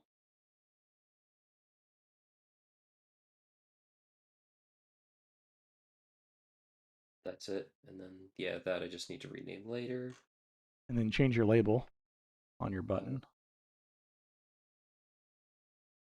Can I copy just this? That would be nice. I wanted to copy that Control C. Maybe I could do that. You Yeah, sure yeah. can. Yeah, come in here and copy this. And then that should be the button, I believe. Done and ready? They should be done and ready. You should be able to test it if you'd like. Yeah, and I'm gonna hit Control S. Just gonna find a nice simple mixed one just to make sure it works, and then other ones after that, and the camera, because that camera is kind of like the tester for making sure it doesn't break itself. Sure. And it went through and did exactly as expected. Yay. Oh, that's beautiful. Look at that. This is very nice. Now it's a button that can help others do what they need for cleaning up or removing what is annoying for their um objects. Yeah. So I would say you have a little bit of cleanup to do, but because we're running short on time, we've been going at this for a while. I'm going to teach you how to Yeah. export the add-on. Okay. Control S just to be safe. Sure. Hit your N key to open up your Serpens N panel Okay. and scroll down to the add-on part, Okay. and there's a Save Add-on button. Okay. So save And then add-on. just save the add-on wherever you want to save it. And it would just be there. It'll work. It turns it into a zipped file, and it has now become an add-on. And then you have this little pop-up from Serpens, and it gives you an option to do some uploading to their marketplace. They they have the ability to let you make it so that other people can grab it from within Serpens. And so Okay. it has just some steps that you can do. If you'd like to upload it, that's an option. In today's lesson, I don't think we're going to cover that, I but think we I could want do to that. clean it before I Sure, dare yeah, for upload sure. it. I So, think um, so. yeah, he has some steps that you can do to follow to upload it. But as of right now, you have the add-on exported, so we can save this file and close it. Now, And I, if I open this file back up, it should all be here because we literally been crashing left and right. yep, So, it'll be here. okay. And so I Yay. just close Blender down and open it back up, and then you can install that add-on, and you should see those buttons. Okay. So I'll go to Edit Prefs, Add-ons. Oh, I need to do a new Yep, just project altogether. open up a whole new Blender. Don't Okay. ever. This is just my recommendation. Don't don't install an add-on that you're currently working on, if that makes sense, Okay. because then you're going to be duplicating your code twice. So when you're ready to Gotcha. install your add-ons, open a new Blender window and install it that way. And if you need to update your add-on, my personal recommendation is remove your released add-on before you start working on the node code of your blend file. Does that make sense? Gotcha. Yeah, that way then it's not doubling over and crashing itself saying, hey, I'm supposed to go there. No, I'm supposed to go there. You're both supposed to go there. It would be because they're both set to go there, and that would just cause issues. Yeah, I mean, it helps you not confuse yourself as well. So even if it doesn't crash, you could have two versions of your add-on running, and which one are you currently updating? Who knows, right? It cuts down on confusion. Okay. So just install your add-on like you normally do, activate it. Edit preferences. I then go to add-ons. I then look for it where I stored it, which is Try this desktop. again. Install add-on. It'll bring it up. I turn it on. Says what version it is. Says where I got it from. I'm gonna refresh just to be safe. And you And I now have should see the end panel with the buttons. I yeah. can add some vertex groups, lock some of them, duplicate my object, unlock a couple, duplicate my object, remove them It all. works as intended. Yay. I'll add in a camera just for fun, and let's try this. See how it works. Let's remove locked. Boom, they're gone. Feels good. Remove unlocked. Awesome. There's your first add-on, my friend. Now you can share that with your friends. You can put it on Blender Market. You can sell it.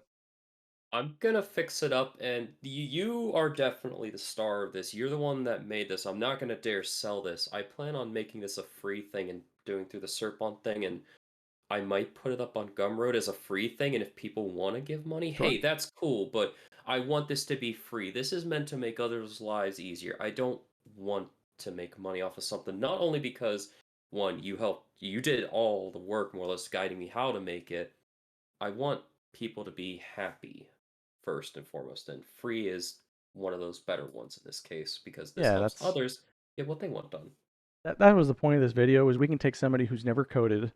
You had to have your handheld to learn Serpens, but Mhm. it's not like I mean there's a couple parts in this video where you were confused, but Very much so. yeah, it's at least some exposure now where you've made an add-on, you have built some of that confidence. And now you can start playing a little bit. It's like, you know what? I'd like to try activating this property or turning this thing on and off on my UI. Looping through objects, that's kind of a more advanced use case, but we did it today. So now you can go back and watch this video again if you wanted. And it's okay. I remember doing a loop. Or we can go to the Serpens Discord and I'm saying, I have a problem with looping these objects. How do I do this? Yeah, But I'm it's better hoping. than saying, I just bought this add-on, I have no idea how to use it. We've gone through the entire process of troubleshooting, building the code, and exporting it. So somebody could watch this video and at least have the knowledge that they wouldn't have had before. Yeah, and I admit, I know I'm one of those people that probably gets their handheld for a little longer than most others need it for, but once I understand something well, then I start rolling out things that help others. So I know I'm gonna sound like an idiot potentially a couple times in the future, but I'm hoping to not always stay the idiot, but rather be the helpful person that I Sure. want to be. So yeah. Cool, man. Well, I'm gonna end the recording now. So if for everybody who's watching, thanks for staying with us for this long time. We wanted to go slow, and if you've watched this far, thanks for watching. And we'll catch you on the next one, and we'll see you then.